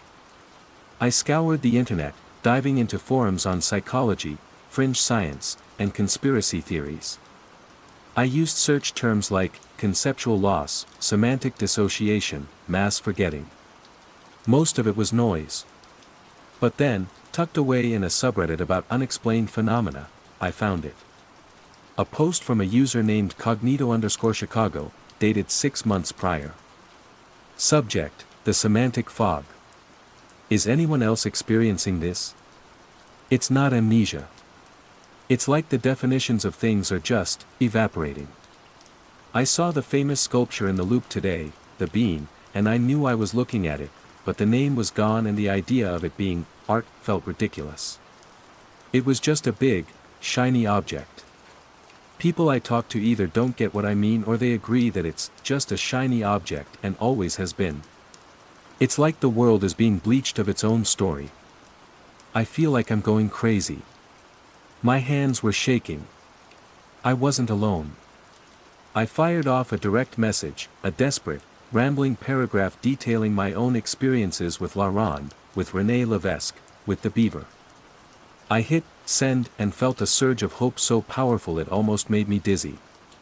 For 2 days, I checked my inbox obsessively. Nothing. On the 3rd day, I tried to check Cognito_Chicago's profile. The page came back with an error, this user has been deleted. A dead end. The hope curdled into dread. Had they given up? Had they been silenced? Or had they simply forgotten? That's when the secondary mystery began. The red herring. I started noticing a symbol. 2 overlapping circles, an elegant, simple vesica piscis. It wasn't overt. I saw it first as a faint watermark on a photograph I was archiving, a photo of the old Montreal Forum, a building whose purpose now felt frustratingly vague. Then I saw it spray-painted on a wall near Habitat 67. Then I saw it in the pattern of condensation on a bus window as I passed the unnamed mountain in the center of the city. This, I thought, was different. This wasn't an absence, it was a presence. A clue. Someone or something was leaving a mark. The symbol became my obsession. It gave my formless anxiety a tangible target. I started photographing it, mapping its locations, trying to find a pattern. It felt like a conspiracy, which was a comforting thought. A conspiracy implies conspirators, an intelligence, a purpose. It was far less terrifying than the alternative, that reality was simply, mindlessly, falling apart. My search for the symbol led me to a graduate student in the linguistics department. Anouk Deschamps. Her name was on a paper I found online about semiotics and urban decay. I ambushed her outside her office, my hands full of printed photos of the overlapping circles. She was sharp, intense, with dark eyes that seemed to miss nothing. She listened to my frantic explanation with an unnerving stillness. I expected skepticism, pity. Instead, she looked at my photos with a flicker of recognition. "I've seen this," she said, her voice a low murmur. "I thought it was a new street artist." "I think it's connected to something else," I said, my voice dropping. "Something's happening to the city. To people's minds. Concepts are disappearing." I braced for the inevitable dismissal. Instead, she just nodded slowly. "Tell me more." We went to a cafe, the steam from our cups fogging the window against the winter cold. I told her everything. About the photo, the politician, the beaver. About the visual shimmer, the flatness I called the frame. About Cognito_Chicago. I pulled out my journal and showed her the list of erased concepts. When I finished, she was silent for a long time, tracing the rim of her coffee cup. Her expression wasn't one of belief or disbelief. It was one of clinical fascination. "Semantic bleaching," she said, as if naming a newly discovered species. "The signifier remains, but the signified is stripped away. The word or image becomes an empty container." "You see it too?" I asked, my voice trembling with a desperate need for confirmation. She looked out the window, at the snow-covered street. "I've noticed a lack of curiosity in my students. A preference for simple answers. A dismissal of nuance. I thought it was a generational malaise." She paused, then met my eyes. Her gaze was electric. "When you look at the mountain, what do you see?" "A hill," I whispered. "A big, unremarkable hill. And the cross on top. Lines. Geometry. No meaning." A slow smile spread across her face, but it wasn't a happy one. It was the smile of a scientist who has just confirmed a terrifying hypothesis. "Leo," she said, her voice barely audible. "I think you're right. And I think it's speeding up." For the first time in months, I wasn't alone in the quiet, crumbling world. But my relief was short-lived, replaced by the chilling question of what, exactly, we were facing together. Phase 3, the nature of the threat and escalation. Anouk became my anchor and my collaborator.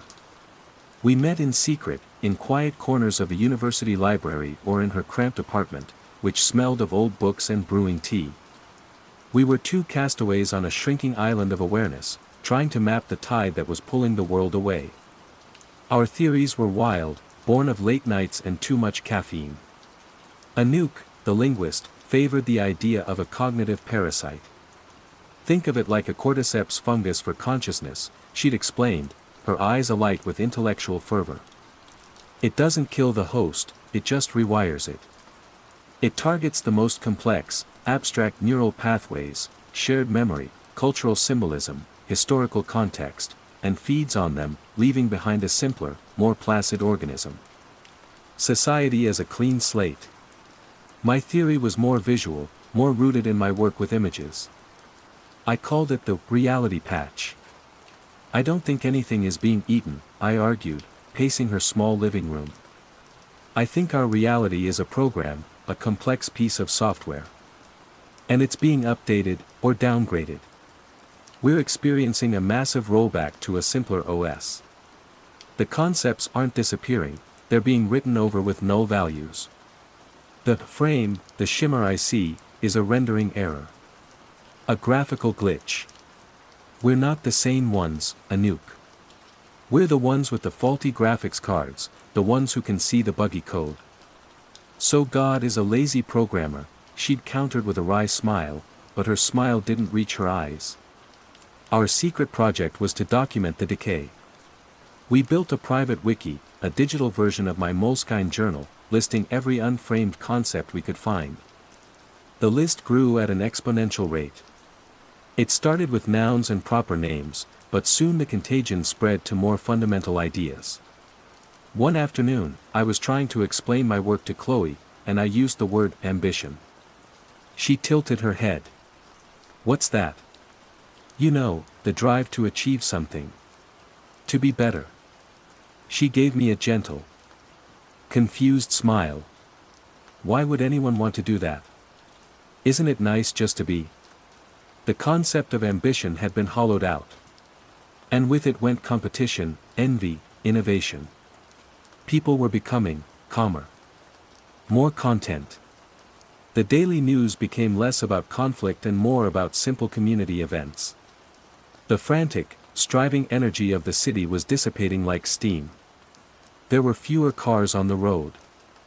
Fewer arguments overheard on the street. It should have been peaceful. It was the most terrifying thing I had ever witnessed. The visual distortions worsened. The shimmer was no longer confined to landmarks.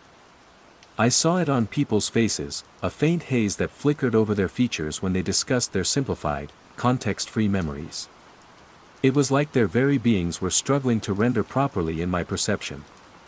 My obsession with the symbol of the two overlapping circles became a point of contention between Anouk and me. It was my only tangible lead, a breadcrumb trail I was convinced would lead to the source. Anouk saw it as a distraction, a symptom I was mistaking for a cause. It's apophenia, Leo, she argued. You're seeing patterns in the noise because you're desperate for there to be a pattern. This thing isn't intelligent. It's a process. Like entropy. But I couldn't let it go. I found a cluster of recent sightings of the symbol in the old industrial area near the Lachine Canal. Convinced I was on the verge of a breakthrough, I went there alone one frozen afternoon, lying to Anouk that I was visiting my mother. The area was a desolate landscape of abandoned factories and brick warehouses. I found the building from the photos, a hulking brick monster with shattered windows. The symbol was painted on the door. My heart pounded as I pushed the door open. Inside was a vast, cavernous space. And in the center, a dozen old slide projectors were aimed at the walls, clicking and whirring. Each one was projecting the same image onto the peeling plaster, two overlapping circles. A figure emerged from the shadows. A young man in paint-splattered clothes. You like it? He asked, his voice devoid of effect. It's my thing. Your thing. I stammered. What is it? What does it mean? He looked at the projected symbols, a placid look on his face. I don't know. It's just a shape. It looks nice. He couldn't explain it. He was one of them. The symbol wasn't a conspiracy. It was the mindless art of a hollowed-out mind, a shape without meaning, endlessly repeated. My red herring wasn't just a dead end, it was a perfect monument to the contagion itself. When I told Anouk, I expected her to be smug. Instead, a shadow passed over her face. Oh, she said, her voice small. That's too bad. It was the beginning of the end for her. I started noticing small lapses.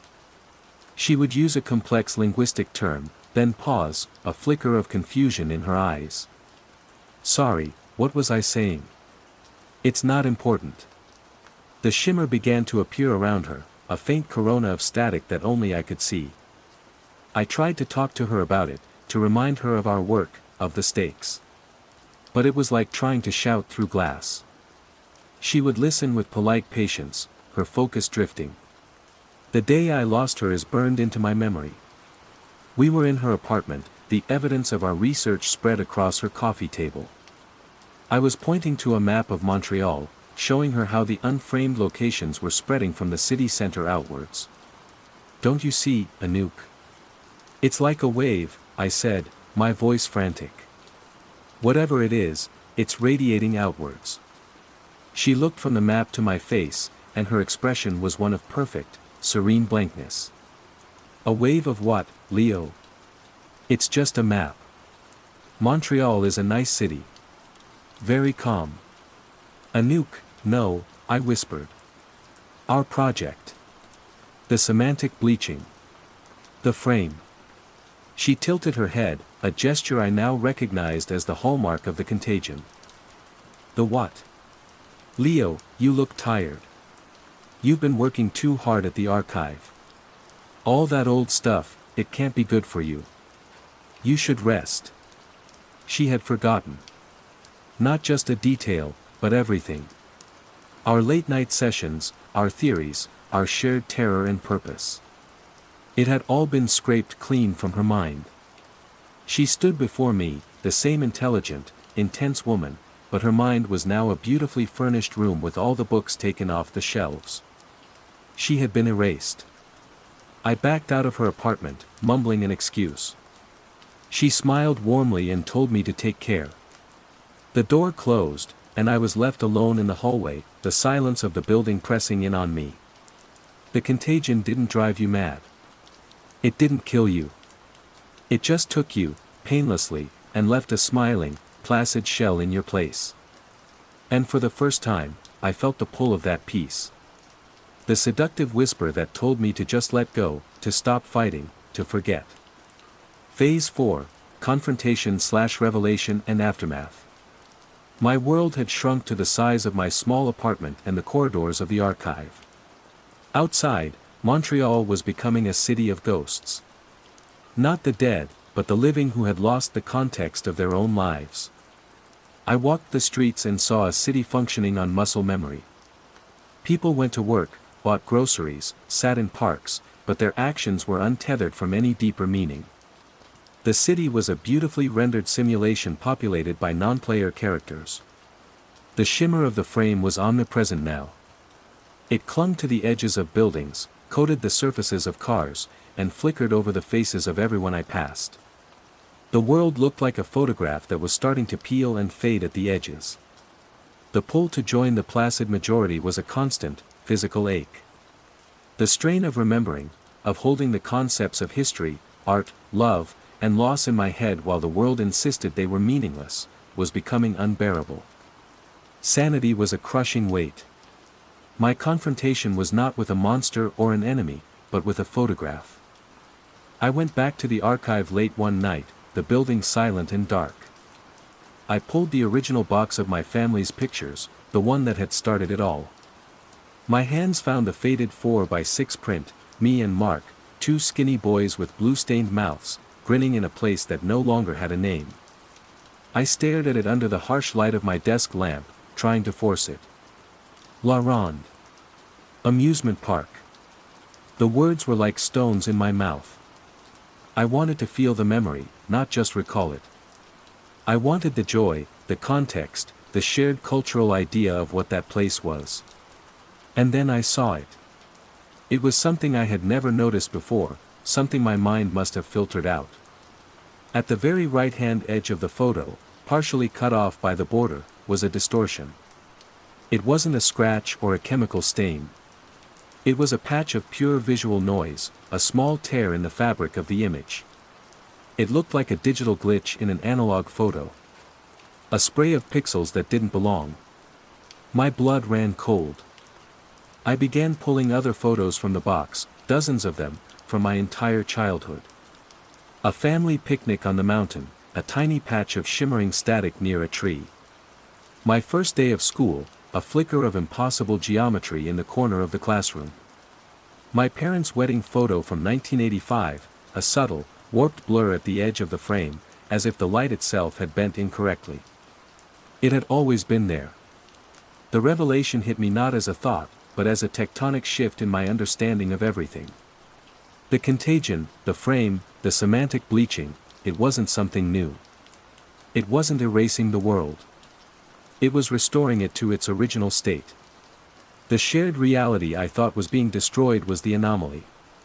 Human consciousness, our complex web of names, stories, histories, and concepts, was a temporary and fragile overlay. A collective hallucination we'd somehow managed to sustain for millennia. We had painted meaning over a fundamentally meaningless universe. We had built our civilizations on a thin crust of concepts, and now, that crust was cracking. The frame wasn't a glitch in the program, it was the base code showing through. The placid, simple, unconnected state wasn't a downgrade, it was the default setting. I looked at the photo of the two boys again. The shimmer in the corner seemed to pulse gently. We weren't losing our world. We were waking up from it. I packed a single bag that night. My journal, a change of clothes, the box of photographs. I walked out of my apartment and didn't look back. I took a bus heading west, out of the city. The other passengers sat in comfortable silence, their faces smooth and untroubled, their gazes empty. They were already home. I am the ghost now. The one who is haunted. I look out the window of the bus as the suburbs give way to farmland. The shimmer is on the horizon, a faint heat haze against the gray sky. I don't know if I'm running from the contagion or towards its source. I don't know if there are other places, other people like me, or if I am the last archivist of a reality that was nothing more than a beautiful, fleeting dream. I open my journal. On a fresh page, I begin to write, my pen scratching against the paper. I describe the bus station, the smell of diesel, the face of the driver. I define the concept of a journey, the idea of hope, the meaning of alone. I am not writing for anyone else. There is no one else to write for. I am creating a record of the bug that we called civilization. I am the keeper of the frame, the curator of the glitch. The weight of all the world's lost stories rests in my head, a library with a single, silent patron. And as the bus carries me into an ever quieter world, I understand that this is not an escape. It is my eternal occupation. The horror is not in forgetting. It is in being the only one left to remember. The quiet contagion, below the apartments. Phase 1, the unsettling mundane. The first time I saw him, I thought he was just another one of Sao Paulo's countless ghosts. Not a literal spirit, but one of the living specters that haunt the megalopolis, the insomniac, the heartbroken, the man whose anxieties have chased him from his bed into the humid, pre-dawn air. My apartment, 402 of the Edificio Sombra, overlooks the central courtyard, a sad rectangle of cracked concrete and forgotten planters. My work as a freelance technical translator means my hours are fluid, often bleeding into the deep night when the city's roar softens to a distant, thrumming hum. It was 3:33 a.m. I know the time precisely because I just glanced at the clock on my monitor, my eyes burning from hours of translating a manual for an industrial centrifuge. I stood up to get water, and a flicker of movement below drew my gaze. There, under the sickly orange glow of a single security light, a man was pacing. He was thin, dressed in simple trousers and a button-down shirt, both of which seemed strangely dated. His movements were hypnotic in their precision, 5 steps straight, a sharp pivot, 5 steps back. He never looked up. His head was bowed as if in prayer or deep thought. I watched for a full 5 minutes. He never wavered. 5 steps, turn. 5 steps, turn. The rhythm was as steady as a metronome. I chalked it up to a neighbor with OCD, made a mental note of sympathy, and went back to my work. A few nights later, it happened again. Same time, 3:33 a.m. Same man. Same path. This time, a chill traced its way down my spine. It wasn't just the repetition, it was the exactness. It felt less like a habit and more like a function, as if the man were a cog in some invisible machine that whirred to life in the dead of night. I live alone. It's a choice, mostly. After leaving my life in Curitiba behind, the failed relationship, the dead-end job, the anonymity of Sao Paulo felt like a bomb. But anonymity has a price. There's no one to turn to and say, "Did you see that?" No one to validate your perceptions. My world is my apartment, my laptop, and my window. And now, my window was showing me something deeply strange. The next time I passed my landlord, Senor Batista, in the hallway, I decided to ask. Batista is a man whose posture seems to have been permanently defeated by gravity, his face a roadmap of weary resignation. "Senor Batista, a quick question," I said, affecting a casual tone. "The gentleman in 301, the one who likes to walk in the courtyard late at night, is he all right?" Batista paused, his keys jangling in his hand. He looked at me, his brow furrowed not with concern, but with profound confusion. "Apartment 301. Meu filho, nobody lives in 301. "No, I'm sure," I insisted. "I've seen him from my window. A thin man, paces back and forth. I even saw a light on in his window one evening, a faint, flickering glow." Batista's expression soured. "Leo, I have managed this building for 20 years. Apartment 301 has been sealed since the fire. 19 years ago. A real tragedy. The whole family." He gestured vaguely towards the door at the end of the third-floor corridor. It was plain, unmarked, but now that he mentioned it, I could see the faint scorch mark still licking at the top of the doorframe, painted over but not quite erased. "It's empty. Condemned. Used for storage, maybe. But no one lives there. You must be mistaken." He walked away, leaving me standing in the hall. The air suddenly felt cold. I was mistaken. Of course. Stress. The late hours. The mind plays tricks. I told myself this, repeated it like a mantra. I forced myself to believe it for 3 whole days. On the 4th night, I couldn't resist. I set an alarm for 3:30 a.m. I sat by my window, heart thudding a nervous rhythm against my ribs. At 3:33 a.m., as if summoned by the clock itself, he appeared. He didn't emerge from the building's entrance, he was simply there, standing at the start of his path, and then he began to walk. 5 steps, turn. 5 steps, turn. I watched, mesmerized and terrified. I grabbed my phone and tried to take a picture, but the image came out blurry, a mess of digital noise and orange light, the figure an indistinct smear. I tried a video, but the same thing happened, a strange, shimmering distortion, as if I were trying to film a heat haze. He paced for exactly 17 minutes and then, just as he had appeared, he was gone. He didn't walk away. He just wasn't there anymore. The next morning, I went down to the courtyard. Sunlight, harsh and revealing, flooded the space. I found the path he had walked. It was a simple stretch of concrete between a cracked planter and a stained patch where a fountain once stood. I looked at it, trying to see what I had seen from above. Something was wrong. I couldn't place it at first. It was a feeling, a subtle dissonance. I took a few steps back, aligning my perspective with my window upstairs. And then I saw it. The path wasn't perfectly straight. It had a curve. A gentle, almost imperceptible arc, like the trace of a compass drawn with an impossibly wide radius. I knelt, running my hand over the concrete. It was solid, old.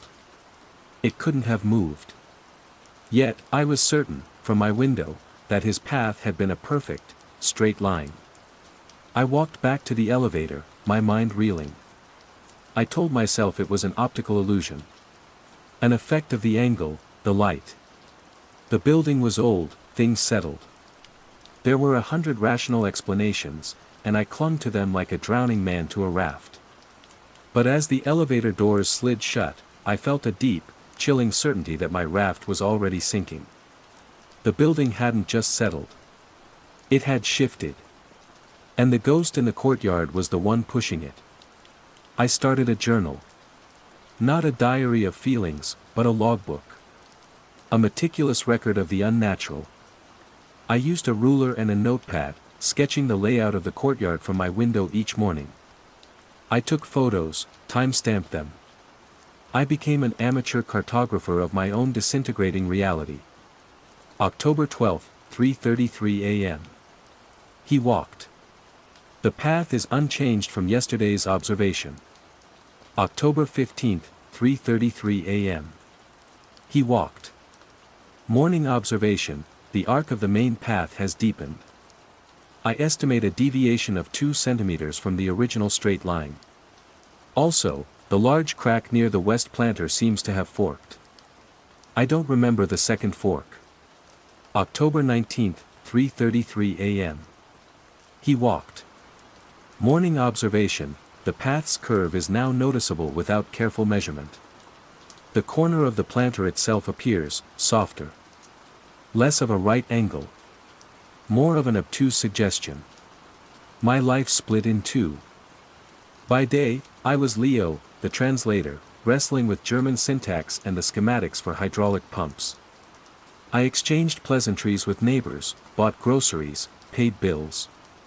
But by night, I was a silent observer, a chronicler of a quiet, architectural madness. The man in the courtyard became a fixed point in my nocturnal life. I stopped setting an alarm, my body simply woke me a few minutes before he was due to appear. I'd watch him perform his strange ritual, this solemn, silent transcription of a new geometry onto the world. My isolation deepened. How could I explain this? Who would believe me? I tried, once. Dona Elza from 204, a sweet woman who always offered me pão de queijo.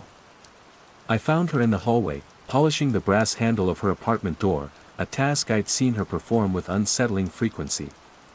Dona Elza, I began, trying to sound casual. Have you noticed, the courtyard seems a little different lately? She stopped her polishing, her rag held midair. She gave me a warm, placid smile. Different? No, meu anjo. It is as it has always been. A bit sad, no. But the same. No, the paving stones, I insisted, my voice gaining an edge of desperation I couldn't conceal. The way they curve now. It used to be straight. Her smile didn't falter, but it became vacant. Her eyes glazed over, looking past me. A straight line is a memory, she murmured, her voice distant. Then she blinked, her focus returning to me as if I'd just appeared. The brass must be kept bright. It helps the light find its way. She turned back to her door, polishing in slow, deliberate circles. A straight line is a memory. The phrase echoed in my head, nonsensical and terrifyingly familiar. I stumbled back to my apartment, my heart hammering. She wasn't just oblivious, she was a part of it. Her polishing wasn't a quirk, it was a function, like the pacer. She was maintaining something. The contagion, I realized, wasn't just in the concrete.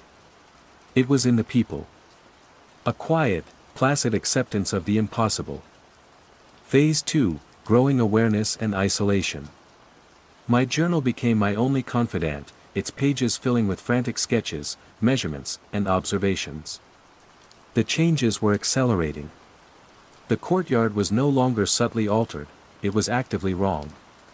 The once rectangular space now had a distinct trapezoidal quality. The dead fountain at its center seemed to have migrated a full meter to the left, dragging the cracks in the concrete with it like tectonic plates. I needed more than my own observations. I needed facts. My research started with 2 words, edificio sombre fire. The internet offered up the ghosts of old news articles from 19 years ago. The headlines were sensational: tragedy in Villa Mariana. Architect and family perish in blaze. The architect was Alencar Morais. He was described as a genius, a visionary, but also an eccentric recluse. His designs were radical, often criticized as unbuildable. The articles quoted a former colleague who called him obsessed with non-Euclidean spaces and the emotional resonance of architecture. My blood ran cold. Morais wasn't just designing buildings, he was trying to design the experience of space itself. The last project he was reportedly working on before his death was a private commission, something he referred to in his notes as a self-correcting blueprint or living geometry. He died in apartment 301, along with his wife and son. The cause of the fire was officially ruled as inconclusive, though arson was suspected. Alencar Morais was the primary suspect. A murder-suicide. But reading between the lines, it felt less like a crime of passion and more like a ritual gone wrong. Or perhaps, gone exactly as planned. The pacer in the courtyard, he matched the one grainy newspaper photo of Morais. Thinner, more spectral, but it was him. A psychic imprint? A ghost condemned to eternally survey his work? No, it felt more fundamental than that. He wasn't haunting the building. He was tuning it. The anomaly began to bleed into my own life, beyond the window. One afternoon, I was translating a particularly dense manual on geological survey equipment. I'd been working for hours, immersed in terms like seismic refraction and borehole logging. I typed out a sentence. Translating from English, the device measures subterranean resonance to detect geological inconsistencies. My fingers kept moving, but what appeared on the screen was, the angle of repose seeks its own truth. I stared at the words, my breath catching in my throat. It was nonsense. It had nothing to do with the source text. I deleted it, my hands shaking. I must have been half asleep, my brain misfiring. But the phrase was too similar to Dona Elsa's nonsensical murmur. A straight line is a memory. They were pieces of the same alien scripture. I tried to retranslate the sentence. This time, what I wrote was, a closed room is a question asked of space. I pushed my chair back from the desk so hard it scraped against the floor. Panic, cold and absolute, seized me. It wasn't just the building anymore. It was getting into my work, into the logical, structured world I used as a shield. Was this technology? Some kind of localized field affecting my computer? Or was it affecting me? Was I the one misperceiving the English text, translating a madness that wasn't there? The isolation became a physical pressure. I felt it in my chest, a constant, dull ache. The other tenants became figures in a waking nightmare. I saw Senor Alves from the ground floor, a retired botanist, spending hours a day rearranging his collection of ferns on his windowsill. At first, it seemed harmless, but then I realized he wasn't arranging them for aesthetics. He was placing them in patterns that mirrored the new, warped lines of the courtyard. He was tending the geometry. I saw a group of children in the hallway, not playing tag, but running their hands along the walls, tracing the cornices with a focused, silent intensity. Their mother watched them with the same placid, vacant smile I'd seen on Dona Elsa. I was the only one who flinched when the hallway outside my apartment seemed a foot longer than it had been the day before. I was the only one whose stomach dropped when I looked up and saw that the window on the 5th floor was no longer aligned with the one below it. I was a glitch in their serene, evolving matrix. One evening, desperate for a human connection that wasn't tainted by this wrongness, I went to a small boutico a few blocks away. I ordered a beer and sat at the bar, soaking in the normal noise of conversation, the clink of glasses, the football game on the TV. A man sat down next to me, a young guy, maybe a student. We struck up a conversation. For an hour, everything felt normal. We talked about football, about the mayor, about the absurd price of avocados. Then he asked me where I lived. Edificio Sombra, over on Rua das Acacias, I said. He nodded. Ah, the Sombra. Weird building. My heart leaped. Weird? What do you mean? I don't know, he said, shrugging. My girlfriend, Sophia, just moved in there. She says the layout is confusing. She keeps getting lost in her own hallway. He laughed it off. Says it feels like the building is playing tricks on her. Sophia. A new tenant. Someone who hadn't yet acclimated. Someone who still saw the tricks. What apartment? I asked, my voice tight. 505, he said. She's a design student. Thinks the architect was either a genius or on drugs. Hope, fierce and blinding, surged through me. I wasn't alone. There was someone else. Sophia in 505. I got her number from her boyfriend, under the pretense of being a friendly neighbor who could help if she needed anything. For the first time in months, I felt a flicker of something other than dread. I had found a potential ally. I texted her the next day. Hi Sophia, this is Leo from 402. Your boyfriend mentioned you were new to the building. Hope you're settling in well. She replied almost immediately. Hey. Thanks. Settling is one word for it. This place is a trip. My fingers trembled as I typed back. I know what you mean. Some of the architecture is unusual. I've noticed a few things myself. Her reply came back with a single, electrifying sentence, thank God. I thought I was losing my mind. We agreed to meet for coffee. As I walked to the cafe, the world felt sharper, more real. The Sao Paulo traffic seemed less like a threat and more like a symphony. The hope of shared experience was an anchor, pulling me back to a consensus reality I feared I had lost forever.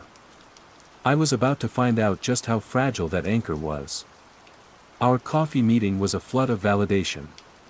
Sophia, a sharp, energetic woman with eyes that missed nothing, had seen it all. The stairwell between the 4th and 5th floor, she said, leaning forward conspiratorially. I swear, some days it's 16 steps, some days it's 17. And the light in the hallway, it doesn't come from the fixtures. It feels like it's glowing from the walls themselves. The courtyard, I breathed, the words tumbling out. The pacing man. The curves. She nodded, her expression grim. I haven't seen the man, my apartment faces the street. But the curves, yes. It's like the whole building is breathing. Slowly. We compared notes for an hour. She, a design student, saw it in terms of structure and form. I, a translator, saw it in the corruption of language and logic. But we were seeing the same thing. The relief was intoxicating. We were two sane people in a quietly mad house. It's Marais, I told her, explaining my research into the architect and the fire. I think he did something to this place. Embedded a design in it. And it's only now, years later, that it's beginning to execute. Sophia's eyes lit up with a terrifying kind of excitement. Like architectural malware. A blueprint that builds itself. Leo, this is horrifying, but it's also incredible. We decided we had to investigate the source, apartment 301. The sealed, condemned heart of the anomaly. We reasoned that whatever was happening originated there. Maybe there was a device. A set of plans. An explanation. We made a plan to break the seal that weekend. For the first time, I felt proactive, not just a passive victim. The week leading up to our planned expedition was tense. The building seemed to sense our intent. The changes became more audacious. The elevator would no longer stop flush with the floor, creating a treacherous little step up or down. The acoustics in the hallways shifted daily. One day my footsteps would echo endlessly, the next they would be swallowed by an oppressive silence. I noticed Sophia changing, too. It was subtle at first. During one of our planning sessions in her apartment, she paused mid-sentence, staring at the corner where two walls met the ceiling. "It's beautiful," she whispered, a strange look in her eye. "The angle is impossible. It shouldn't be that perfect." "Sophia?" I said, a knot of dread tightening in my stomach. She blinked, shaking her head as if coming out of a trance. "Sorry. Just, the design. It's seductive." The word seductive scared me more than horrifying ever could. The night we were supposed to investigate, I went to her apartment at the agreed-upon time. I knocked. The door swung open. Sophia stood there, a placid smile on her face that was eerily reminiscent of Donna Elsa's. She was wearing a simple gray dress and was tracing the pattern of the wallpaper with one finger. "Leo," she said, her voice soft and melodic. "You came." "It's time," I said, trying to ignore the alarm bells screaming in my head. "Let's go down to 301. "Oh, we can't do that," she said, her smile never wavering. She gestured around her apartment. The furniture had all been pushed to the walls. In the center of the room, she had used white tape to mark out a complex geometric pattern on the floor, a pattern that mirrored the warped layout of the courtyard below. "The work isn't finished. It would be rude to interrupt the architect." My blood turned to ice. "Sophia, what are you talking about? You saw it. You knew it was wrong." "Wrong?" She tilted her head, a gesture of genuine confusion. "It's not wrong, Leo. It's just, new. It's the next logical step. The geometry is so pure." I was fighting it, but that was just fear of the unknown. Once you stop fighting, you can feel the harmony. She took a step towards me. "You should stop fighting, too. It's so peaceful." She had been assimilated. My ally, my one point of contact with sanity, had been absorbed into the building's placid madness. The contagion wasn't just a passive influence, it was actively converting those who noticed it. It had seen my one hope and elegantly, silently, snuffed it out. I was more alone than ever before. I backed away from her door, turned, and fled. The last thing I heard as I hurried down the 17, or was it 18, steps was the sound of her humming a tuneless, geometric melody. Phase 3, the nature of the threat and escalation. My hope had curdled into a specific, targeted terror. The contagion wasn't random, it was intelligent. It had identified Sophia as a threat, or rather, as a potential asset, and converted her. Her design knowledge made her the perfect new caretaker. I was next. The building knew I was watching. I stopped leaving my apartment unless absolutely necessary. My world shrank to those four walls, but even they offered no safety.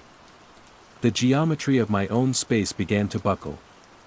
One morning, the wall behind my sofa was concave, bowing inwards as if under immense pressure. I touched it, expecting plaster, but it felt resilient, like cartilage. The next day, it was flat again. The window in my kitchen, which had always looked out over a neighboring apartment block, now showed me a brick wall that wasn't there, so close I could count the imperfections in the mortar. The view would flicker back to normal if I stared long enough, but the afterimage was burned into my mind. The building was playing with me. Toying with my perception, testing my sanity. The sounds became more articulate. The low hum I had grown accustomed to was no longer just a hum. It was a voice. Not in a language I could recognize, but a deep, resonant murmuring that seemed to emanate from the plumbing and the electrical wiring. It spoke in cadences of pure mathematics. I couldn't understand the words, but I understood the intent. It was a voice of instruction, of measurement, of creation. It was the voice of Alencar Maurice, not as a man, but as a living equation. My theory crystallized, born of terror and sleepless nights. Maurice hadn't just designed a building. He had found a way to turn a physical structure into a host for an idea. A parasitic concept of non-Euclidean space. The fire 19 years ago wasn't an accident or a murder, it was an ignition. A sacrifice to activate the seed of his design. The building had been gestating for 2 decades, slowly rewriting its own source code. Now, it was awake. The pacer, the ghost of Maurice, wasn't a memory, he was the primary function, the master algorithm, drawing the new world into being with every step. The other tenants, Dona Elsa with her polishing, Senor Alves with his ferns, Sophia with her tape lines, were subroutines, maintaining the integrity of the expanding system. And I was a foreign body. A syntax error. A line of code that refused to compile. The stakes escalated beyond mere psychological torment. One afternoon, I walked out of my bedroom and my foot came down on empty air. The floor of my living room was a foot lower than it had been a moment before. I tumbled forward, catching myself on the doorframe, my heart exploding in my chest. I lay there, gasping on the carpet, staring at the perfectly normal-looking floor. It had been real. The fall was real. The building could now physically harm me. My escape plan became frantic. I packed a single go bag, passport, money, a change of clothes. I booked a bus ticket to Rio de Janeiro, a place of curves and chaos that felt like the antithesis of this building's sterile, geometric madness. I would leave in the middle of the day, when the building seemed most dormant. On the day of my planned departure, I opened my apartment door and froze. The hallway was gone. Not warped or distorted. Gone. In its place was a long, narrow space whose walls were made of a substance like smoked glass. Through the glass, I could see impossible things, shifting starfields, blueprints of buildings that folded in on themselves. A glimpse of the courtyard below from 1,000 different angles at once. The floor was a narrow catwalk, barely a foot wide, stretching into an unknowable distance. There was no sign of the elevator, the stairs, or my neighbor's doors. The building had cut me off. It had quarantined the error. Panic gave way to a strange, cold resignation. I couldn't go out. So I had to go in. Deeper in. To the source. To apartment 301. It was no longer a choice. It was the only path left. I closed my apartment door, took a deep breath, and opened it again. The normal hallway was back. It was a test. A warning. You cannot leave. But you can come closer. I grabbed a small crowbar from my toolkit. My hands were slick with sweat, but my mind was unnervingly calm. The fear was still there, a cold stone in my gut, but it was overlaid with a powerful, morbid curiosity. I was going to see the architect's final design. Walking down the stairs was a journey through a living museum of wrongness. The walls seemed to breathe in and out with my footsteps. I passed Dona Elsa's apartment, her door was ajar, and I could see her inside, not polishing her doorknob, but standing perfectly still in the center of her living room, her head tilted as if listening to a distant music. I didn't dare look at anyone else. The third-floor hallway felt different. Colder. The air was thick with the smell of ozone and old smoke, a phantom scent from a fire 19 years gone. I reached the door of 301. The scorch marks around the frame seemed darker now, fresher. A thin, metal seal, tarnished with age, had been crudely bolted over the lock. Condenado pella defesa civil. I wedged the crowbar into the gap and pushed. The metal groaned. For a moment, nothing happened. Then, with a scream of protesting metal and a crack of dry, old wood, the seal broke. The door swung inward on its own, opening into perfect, silent darkness. The building had just invited me in. Phase 4, Confrontation/Revelation and Aftermath. Stepping into apartment 301 was like stepping out of the world. The air was still and cold, utterly silent. The faint smell of smoke was stronger here, but it wasn't the acrid smell of a fire. It was the clean, sterile scent of a snuffed candle, the smell of something deliberately extinguished. I fumbled for the light switch on my phone, its beam cutting a nervous path through the gloom. The entrance was a small, normal-looking foyer. But as the light moved further into the apartment, my breath hitched. It wasn't a burnt-out ruin. It was pristine. And it was impossible. The room wasn't a room. It was a space, a concept given form. The floor, made of a polished black material that didn't reflect my light, curved smoothly upwards to the left, becoming the wall, which in turn flowed into the ceiling, creating a single, continuous, looping surface. It was like standing inside a Mobius strip. To my right, a window looked out not onto the streets of Sao Paulo, but onto a swirling vortex of deep indigo and violet, a sky filled with silent, geometric constellations. Straight ahead, what should have been the far wall was a cascade of interlocking, slowly rotating cubes, like a waterfall of pure mathematics. There was no furniture. No sign of a family having lived there. There was only the design. The living blueprint. And in the very center of the floor, directly under the apex of the impossible ceiling, was a single, worn patch of the black material. It was a small, oblong shape, scuffed and faded, the only sign of wear in the entire, perfect space. It was the place where someone, or something, had been pacing. 5 steps, turn. 5 steps, turn. For 19 years. There was no man. There was no ghost of Alencar Marais. I had been trying to comprehend an inhuman act in human terms. The figure I saw in the courtyard was a projection, a psychic shadow cast by this engine. It was my own mind's attempt to put a human face on an act of pure, abstract creation. The pacer wasn't a person. It was the building's heart, pumping reality through its veins. As I stood there, bathed in the silent, alien light of the star-filled window, I felt it. The pull. The seduction Sophia had spoken of. My mind, so long stretched on the rack of dissonance and fear, suddenly relaxed. The anxiety, the panic, the desperate need for things to be normal, it all just drained away. What was left was a profound sense of peace. Awe. The logic of the room was undeniable. It was perfect. A straight line was just a memory of intent. A closed room was a question asked of space. The nonsensical phrases that had haunted me clicked into place. They weren't madness. They were axioms. The fundamental laws of this new reality. I understood why Dona Elsa polished her handle, why Señor Alves arranged his ferns. They weren't puppets.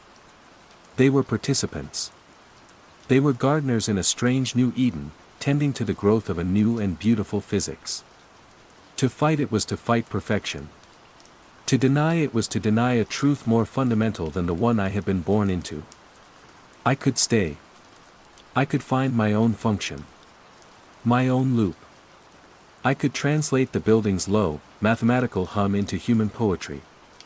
I could trace the new constellations in the window. I could be at peace. The thought was as intoxicating and warm as a potent drug. And that terrified me more than anything else. The animal part of my brain, the primitive lizard that just wants to live, screamed. It was a raw, biological imperative that short-circuited the seductive logic of the room. Run.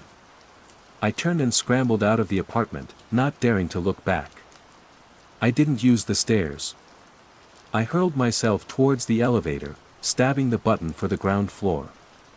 As the doors slid shut, I caught a glimpse of Sophia standing in the hallway, watching me. Her face held no malice, only a kind of gentle disappointment, the look one gives a child who cannot yet grasp a simple, beautiful truth. The elevator ride was a descent through madness. The walls shimmered, showing me glimpses of the courtyard shifting and reforming like a time-lapse video. I saw it as a perfect square, as a circle, as a complex star shape. I saw the building itself stretch towards the sky like taffy, then collapse into a single point. The doors opened onto the ground floor lobby. It looked normal. Solid. Real. I burst through the main doors and into the cacophony of the São Paulo night. The roar of traffic, the smell of street food and exhaust fumes, the humid press of the air, it had never felt so wonderful, so sane. I ran for 3 blocks without stopping. When I finally dared to look back, the edificio sombra stood against the night sky, dark and silent. From the outside, it was just another apartment building. A little old, a little tired. No one would ever know. No one would ever believe me. Panting, I pulled out my phone. I had to have proof.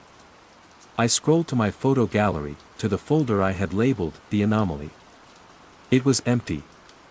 I frantically opened my journal app, the logbook that had been my only companion. The entries were still there, but they were gibberish. Scrambled text, corrupted files, sketches that looked like a child scribbles. Te analgefo perso seek sit one turth. A sklod ram is a question aztec fo spke. The building hadn't just changed itself. It was editing the evidence. It was correcting the world around it, patching the inconsistencies, deleting the error report that was my memory. I escaped. But I left something behind in apartment 301, my certainty. My belief in a shared, stable reality. I live in Rio now, in a small apartment by the sea. But I see the quiet contagion everywhere. I see it in the way the tide smooths the sand into perfect, flowing curves. I see it in the fractal patterns of a fern. I see it in the precise, looping flight of a flock of birds. I check the angles of every room I enter. I measure the length of hallways with my paces. I live in constant, quiet fear of the day I'll look out my window and see a lone, thin figure, pacing in the sand at 3:33 a.m., drawing a new and terrible perfection into the world. I am the only one who remembers the truth of the edificio sombra, a ghost haunted not by the past, but by a future that is quietly, relentlessly, drawing itself all around me. The word drawer. Phase 1, the unsettling mundane. It began with the word window. Yuna Tanaka. A 6th grader with eyes as dark and serious as polished river stones, stood to read her 1-paragraph report on her summer vacation. Her English was usually meticulous, a testament to her parents' investment in the Tokyo International School and her own quiet diligence. My family and I went to Hakone, she began, her voice clear in the climate-controlled air of the classroom. We stayed in a ryokan with a view of the lake. In the morning, I liked to look out the. She stopped. Her brow furrowed, a tiny knot of confusion above her nose. The word was a fish on a line, visible for a moment before wriggling free and disappearing into the depths. She gestured vaguely towards the wall of glass overlooking the perfectly manicured soccer pitch. The glass thing. The window, Yuna, I said gently. You like to look out the window. Window, she repeated, but the word sounded alien on her tongue, a borrowed piece of clothing that didn't fit. She looked at me, her expression not one of relief, but a deep, unsettling blankness, as if I'd just handed her a nonsense syllable. She finished her report, sat down, and the moment passed. I was Alex Bishop, and this was my 4th year teaching English and social studies at TIS. I'd come to Japan to escape the comfortable entropy of a life I hadn't chosen back in Ohio. Tokyo was a delightful paradox, a metropolis of 30 million souls where you could still feel profoundly, peacefully alone. My life was a neat grid of lesson plans, commutes on the packed but silent Yamanote line, and solitary evenings in my Nakano apartment, the neon glow of the street outside painting soft stripes on my tatami mats. I loved the precision of language, the elegant architecture of a well-formed sentence. It was order, and order was my sanctuary. So, I logged the incident with Yuna in my private notes. Yuna T, word retrieval issue, window. Possible stress/fatigue. It was the rational explanation. These kids were under immense pressure, straddling 2 cultures and 2 languages. Brain farts happened. A few days later, it was Hiroshi, a boisterous boy who loved baseball, who stalled. He was describing his new cleats. They are Mizuno, my favorite. I tie the things, for your, he pointed helplessly at his feet. Laces? I offered. He shook his head, frustrated. No, the whole thing. The foot cover. Shoe. The same blank look Yuna had given me. Ah, yes. Shoe. He said it like he was tasting something spoiled. A cold spider walk of unease traced its way up my spine. Window and shoe. These weren't grade 12 vocabulary words. These were foundational nouns, the first things these kids learned. Still, I rationalized. Coincidence. A weird cognitive hiccup spreading through the 6th grade social network like a meme. I mentioned it to Kenji Tanaka, the history teacher and my closest thing to a friend on staff, in the faculty lounge. The lounge was an oasis of worn sofas and the perpetual hum of the industrial-grade coffee machine. Kenji, born in Osaka but educated at UCLA, navigated the space between Japanese deference and American directness with an ease I envied. They're forgetting words, I said, stirring a packet of sugar into my lukewarm coffee. Simple ones. Window, shoe. Kenji laughed, a short, sharp bark. Alex-san, their heads are full. Japanese grammar, English grammar, cram school, piano lessons. Sometimes one thing has to fall out to make room for another. It will pass. He took a sip of his sencha, the picture of calm. But it didn't pass. It got worse. Within 2 weeks, it was an epidemic of absence. Book. Chair. Water. Stairs. My lessons began to devolve into a frustrating game of charades. I'd hold up a whiteboard marker. What's this? Blank stares. I'd write the word marker on the board. They would dutifully copy it into their notebooks, but with a palpable lack of connection, as if they were transcribing alien hieroglyphs. They knew what the object did. They just couldn't access its name. The shared space of language, that bridge between mind and mind, was crumbling one brick at a time. The most disturbing part was their lack of distress. They adapted with a placid, unnerving ease, pointing, gesturing, using circumlocutions that grew more and more bizarre. Can I go to the place of personal water? A student asked, meaning the bathroom. I need a new, writing stick, said another. They were finding ways around the holes, and the effort didn't seem to bother them. It bothered me. It felt like watching people learn to walk with a broken leg and pretend they weren't limping.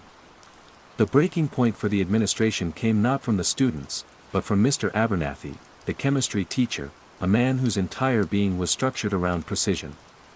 He apparently stood frozen in front of his class for a full minute, unable to recall the word for beaker. This led to the meeting. Sarah Jenkins, our principal, a stern, pragmatic Canadian woman who ran the school with the efficiency of a spreadsheet, called an emergency faculty session. We are facing a pedagogical challenge, she announced, her voice brooking no argument. A temporary, localized phenomenon of linguistic attrition. She made it sound like a curriculum issue, something that could be solved with a new worksheet.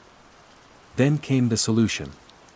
To aid in memory recall and provide a stable reference point, the school has procured a repository. A simple card-and-drawer system. When a student or faculty member experiences a retrieval issue, they are to write the word on a card and place it in the drawer in the faculty lounge. A communal effort to reinforce our shared vocabulary. She gestured to a small, dark wood cabinet now sitting on the counter next to the coffee machine. It was old, maybe antique, with a single, small brass knob. It looked utterly out of place amongst the particle board and laminate of the lounge. A nervous murmur went through the room. It was a formal admission of the problem, a tangible, physical manifestation of our collective failure. Yet, it was framed as a proactive, sensible solution. It was brilliant, in its own terrifying way.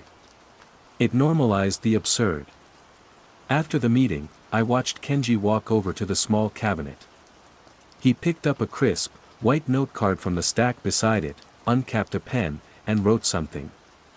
I was standing close enough to see. Mother. He paused, staring at the word. Then, with that same placid calm I was coming to dread, he slid the drawer open. It moved with a soft, well-oiled schlick. He placed the card inside and closed it.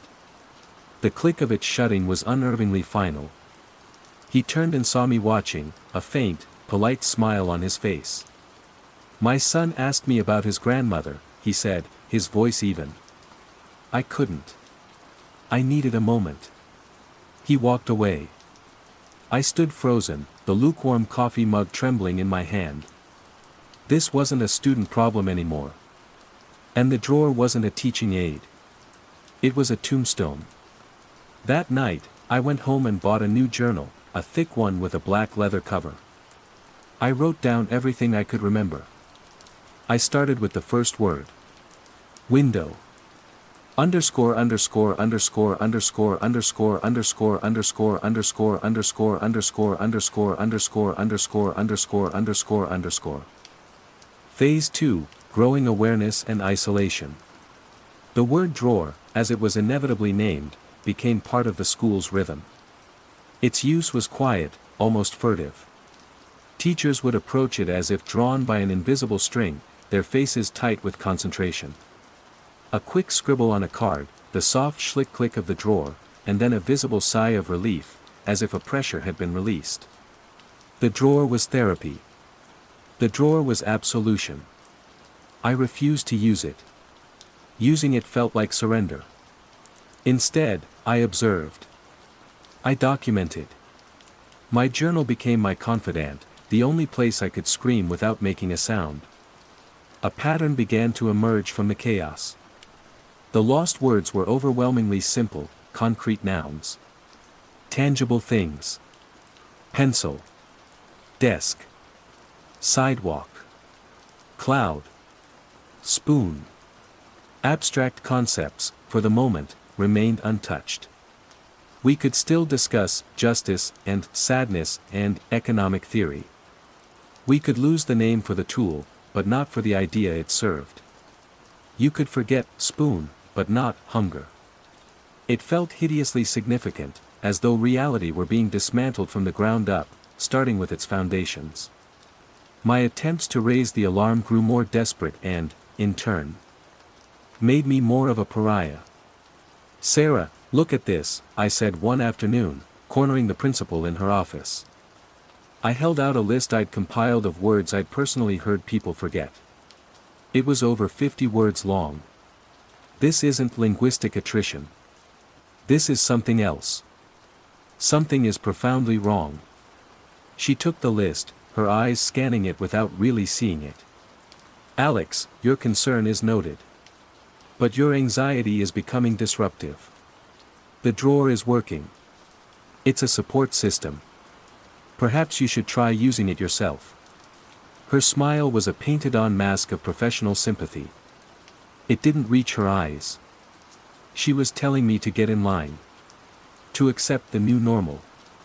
Kenji was a lost cause. His speech had become a minefield of pauses and vague gestures. We were planning a joint lesson on the Meiji Restoration, and he couldn't find the word for emperor. We will discuss the top man, of the period, he said, gesturing vaguely upwards with his hand. The emperor, Kenji. Emperor Meiji. Ah, yes. That same placid smile. No flicker of embarrassment or fear. The man who once debated the nuances of feudal Japanese politics with me was now speaking like a toddler. He was drifting away from me, from everyone, into a sea of semantic fog. I was stranded on a shrinking island of memory. My isolation became a physical presence, a cold weight in my chest. The school, once a haven of cross-cultural communication, was now a Tower of Babel in reverse. We all spoke the same language, but we no longer shared the same world. Lessons became exercises in pantomime. The children, frighteningly adaptable, excelled. They created a hybrid sign language, their hands fluttering as they described their weekends. They were not scared. They seemed, if anything, calmer. The burden of names, of labels, was being lifted from them, and they seemed lighter for it. Then I discovered the secondary mystery, the one that tipped my fear over into genuine, soul-crushing terror. It was about the ink. I had been secretly checking the drawer. Late in the evenings, when the school was empty save for the gentle hum of the servers and the distant roar of Tokyo, I would slide it open. The collection of cards was growing. A thick, white pile of forgotten things. One evening, I took out one of the earliest cards, one I'd seen a first-grade teacher deposit weeks ago. It read, Apple. But it was faint. The black ink had grayed, the lines bleeding at the edges, as if the paper were slowly digesting it. I checked another, newer card. Bicycle. The ink was still dark, crisp. It was a process. A decay. A frantic, terrible idea took hold. The next day, I brought a special pen from home, one with archival, pigment-based ink, guaranteed not to fade for 100 years. During a break, when the lounge was empty, I wrote a word on a fresh card. A word I was sure no one had forgotten yet, a word I cherished. Sonder, the realization that each random passerby is living a life as vivid and complex as your own. A concept that defined my existence in this city. I slipped it into the middle of the stack. I checked it every day. The first day, it was perfect. The second, the ink seemed a fraction less bold. By the end of the week, it was noticeably faded. After 2 weeks, it was a pale gray ghost. It wasn't the ink. It was never the ink. The paper wasn't digesting the word was dissolving off the paper. The concept itself was becoming unstable, losing its grip on the world. The drawer wasn't a repository. It was an accelerator. A focal point for the decay. My research became frantic. I dove into the darkest corners of the internet, searching for mass amnesia, conceptual erasure, linguistic contagion. I found only conspiracy theories and sci-fi plots. I turned to Japanese folklore, my hands shaking as I scrolled through digital archives. I found tales of Baku, dream-eating spirits, and other yokai that fed on human emotions. Nothing fit.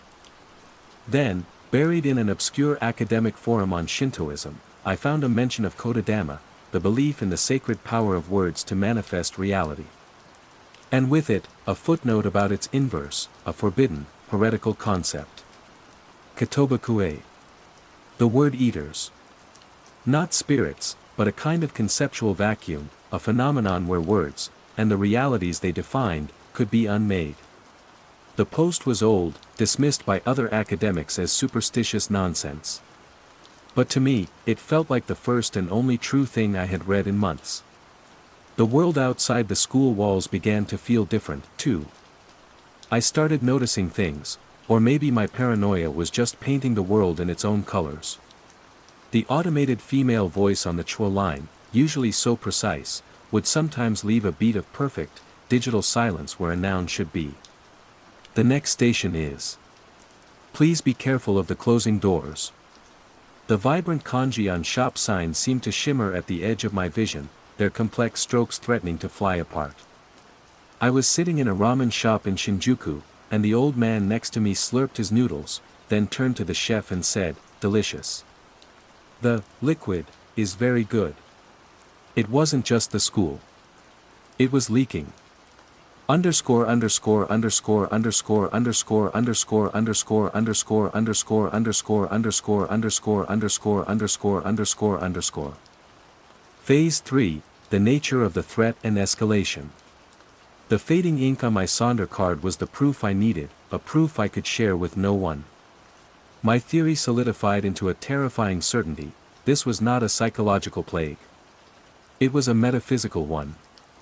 The words weren't being forgotten, they were being unwritten from the source code of reality. And the drawer, our well-intentioned, institutional solution, was the place where we offered them up for sacrifice. The act of naming the loss, of acknowledging it and filing it away, was the very ritual that powered the erasure. The contagion, now confident, began to escalate. It started taking verbs. It happened to me in the middle of a lecture on the Silk Road. I was talking about the caravans. For months, they would, I stopped. The word was travel.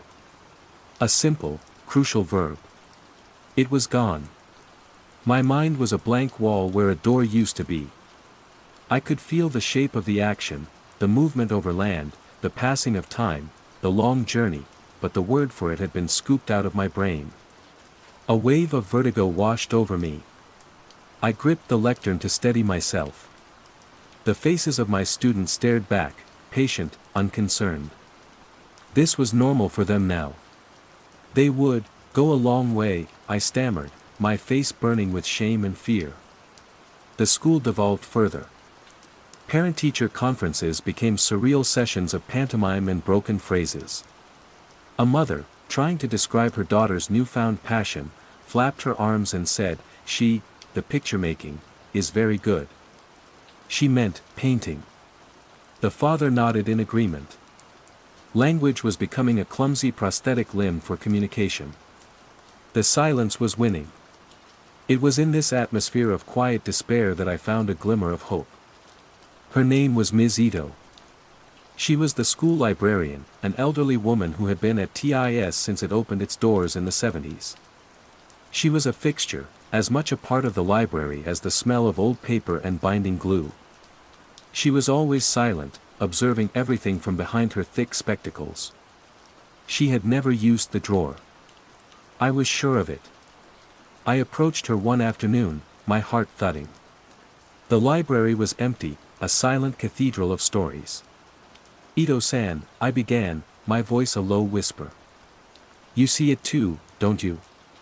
She didn't answer immediately. She was stamping a new book, her movements economical and precise. Then, she looked up at me, and her eyes held not the placid emptiness of the others, but a deep, ancient sadness. She beckoned me to follow her into the archives, a dusty room in the back filled with old yearbooks and school records. She pulled out a yearbook from 1998. She flipped through the glossy pages until she found a photo of the faculty lounge. It was different, of course, different furniture, different people, but there, on the counter next to an old percolator, was the drawer. The exact same small, dark wood cabinet with its single brass knob. My blood ran cold. "It's been here before," I breathed. Ms. Ito nodded slowly. She then pointed to the staff roster in the back of the yearbook. She ran a frail, wrinkled finger down the list of names until she stopped at one, David Miller, English. Then she pulled out the 1999 yearbook. She flipped to the staff list. David Miller's name was gone. "He left," Ms. Ito said, her voice raspy from disuse. It was one of the few times I had ever heard her speak more than a single word. She didn't need to say more. He didn't just leave. He was erased, a consequence of a previous outbreak.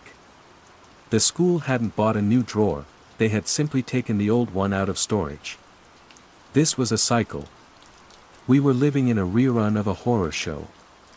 For a day, I felt a surge of manic energy. I wasn't alone. Ms. Ito knew. We could fight this. We could warn people, figure out what triggered the cycle. I found her the next afternoon, intending to press her for more information, to formulate a plan. I found her standing in front of the word drawer. Her hand was trembling slightly as she held a white note card. My hope curdled into ash in my stomach. I walked closer, close enough to read the neatly printed word on the card. Library. She slid the drawer open. Schlick. She placed the card inside. Click. She turned, and the sad wisdom in her eyes was gone, replaced by the same serene, vacant smile as all the others. She had held out for as long as she could, but the place that defined her, the very concept of her life's work, had been taken. And she had surrendered it. The cycle wasn't just repeating, it was invincible. My one potential ally had just been absorbed by the quiet contagion. My isolation was now absolute. That night, the contagion came for me in my own home. I was sitting at my low table, trying to write in my journal, to document the horror of seeing Ms. Ito succumb. My apartment was my last bastion of sanity. I looked at the door, thinking about security, about locking it. I went to write down the word for the object that accomplished this. Key. My hand froze over the paper. My pen was poised, but my brain refused. The concept flickered. I could see the metallic object on the hook by the entryway. I knew its function, its shape, its cold weight in my palm. But the word, the simple, four-letter name that connected the thought to the thing, was a hole. A painful, sucking void in my consciousness. Panic, cold and sharp, pierced through my despair. This wasn't happening to them anymore. It was happening to me. I fought it. I closed my eyes, picturing the letters. K-E-Y. I forced my hand to move, scratching the shape of the word onto the page. The effort was immense, a deep, physical strain, like trying to lift an impossible weight with my mind. The word appeared on the paper, jagged and ugly. I had won. But the effort left me sweating and breathless. I was not immune. I was just better at fighting. But how long could anyone fight a war of attrition against reality itself? Underscore underscore underscore underscore underscore underscore underscore underscore underscore underscore underscore underscore underscore underscore underscore underscore. Phase 4, Confrontation/Revelation and Aftermath. The school was now a ghost of itself. The hallways were silent but for the shuffling of feet. The vibrant chatter of a learning environment had been replaced by a quiet, cooperative pantomime. The faculty lounge was a waiting room for the end of thought, the only sound the gentle, rhythmic schlick-click of the drawer as another piece of our world was filed away into oblivion. Staying was no longer an option. Staying meant fighting a battle in my own mind for every single noun, every verb, until I was too exhausted to resist the placid bliss of surrender. It meant becoming Kenji. It meant becoming Ms. Ito. Fleeing was the only answer. But fleeing where? Was this contained to the school? My encounter in the ramen shop suggested it wasn't. Was it just Tokyo? A horrifying thought bloomed in my mind, what if it was everywhere? What if this was simply the new human condition, and I was just one of the last to get the memo? I had to know more. Not to fight it, I knew that was impossible now, but to understand the nature of my own extinction. That night, I broke into the school. The moonlight cast long, distorted shadows down the empty corridors. My footsteps echoed unnaturally in the profound silence. I went straight to the faculty lounge. To the drawer. It sat on the counter, inert, yet it felt like the most alive thing in the room. It seemed to hum with a low, subaudible frequency, pulling at the frayed edges of my thoughts. I felt an overwhelming urge, the same urge that must have driven everyone else, to open it, to look upon the graveyard of words, to find a word I was losing and offer it up. To participate in the ritual. I fought it. My hand hovered over the brass knob. Destroy it, a part of my mind screamed. Smash it. Burn it. But I knew, with a weary certainty, that the drawer was only a symptom. It was a focal point, a lens. Smashing it would be like smashing a mirror to get rid of your reflection. The thing you were trying to destroy wasn't in the mirror at all. I forced myself to think. The fading. The decay. It wasn't just a disappearance, it felt like a transformation. On a hunch, I took out my phone and turned on its powerful LED flashlight. I pulled the drawer open and took out a handful of the most faded cards. Words like window, shoe, mother. They were barely visible, gray whispers on the white cardstock. I held one of the cards, the one for window, up to the bright light. And I saw it. The ink wasn't just gone. The paper itself, in the exact space where the word had been written, was different. It was thinner. More translucent. Holding it up to the light, I expected to see the pale, blurry glow of my flashlight shining through. But I didn't. For a sickening, heart-stopping moment, I saw something else. Through the ghost shape of the word window, I saw not the wall of the faculty lounge behind it, but a place. It was not a place of this earth. It was a silent, colorless, featureless landscape. A panorama of absolute neutrality, of gray, formless potential. It was a reality of pure, undifferentiated concept, a pre-creation state where nothing had a name because nothing was distinct from anything else. The horror of understanding crashed down on me. The drawer wasn't a tomb or an accelerator. It was a window. A two-way window. It was a pinhole breach between our world of defined, named, concrete things, and that, silent, gray nothingness. And every time we focused on a word we were losing, every time we wrote it down and fed it to the drawer, we were widening the aperture. We were collaborating in our own dissolution. The act of observing the loss was the mechanism of the loss itself. We were teaching the silence our language, one word at a time. My choice was made. There was no confrontation, no final battle. You cannot punch a concept. You can only run from its epicenter. I walked out of the lounge, leaving the drawer open, its collection of ghosts spilling out onto the counter. I went to my classroom and retrieved my bag. On my desk, I left my school ID and my apartment, the thing that opened the door. I couldn't think the word, not even for a second. I just put the object down. It would have to be enough. I walked out of the Tokyo International School and didn't look back. I walked through the sleeping streets of Musashino, the neon signs painting the asphalt with colors that seemed too loud, too specific.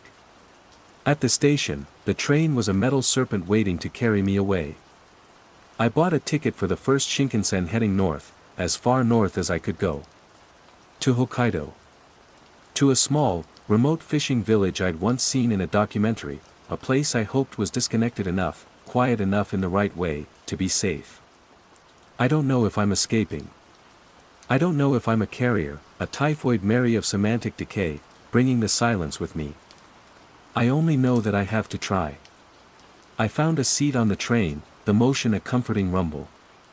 As we slid out of the vast, glowing wound of Tokyo, a young woman sitting across the aisle from me, a tourist by the look of her, smiled politely.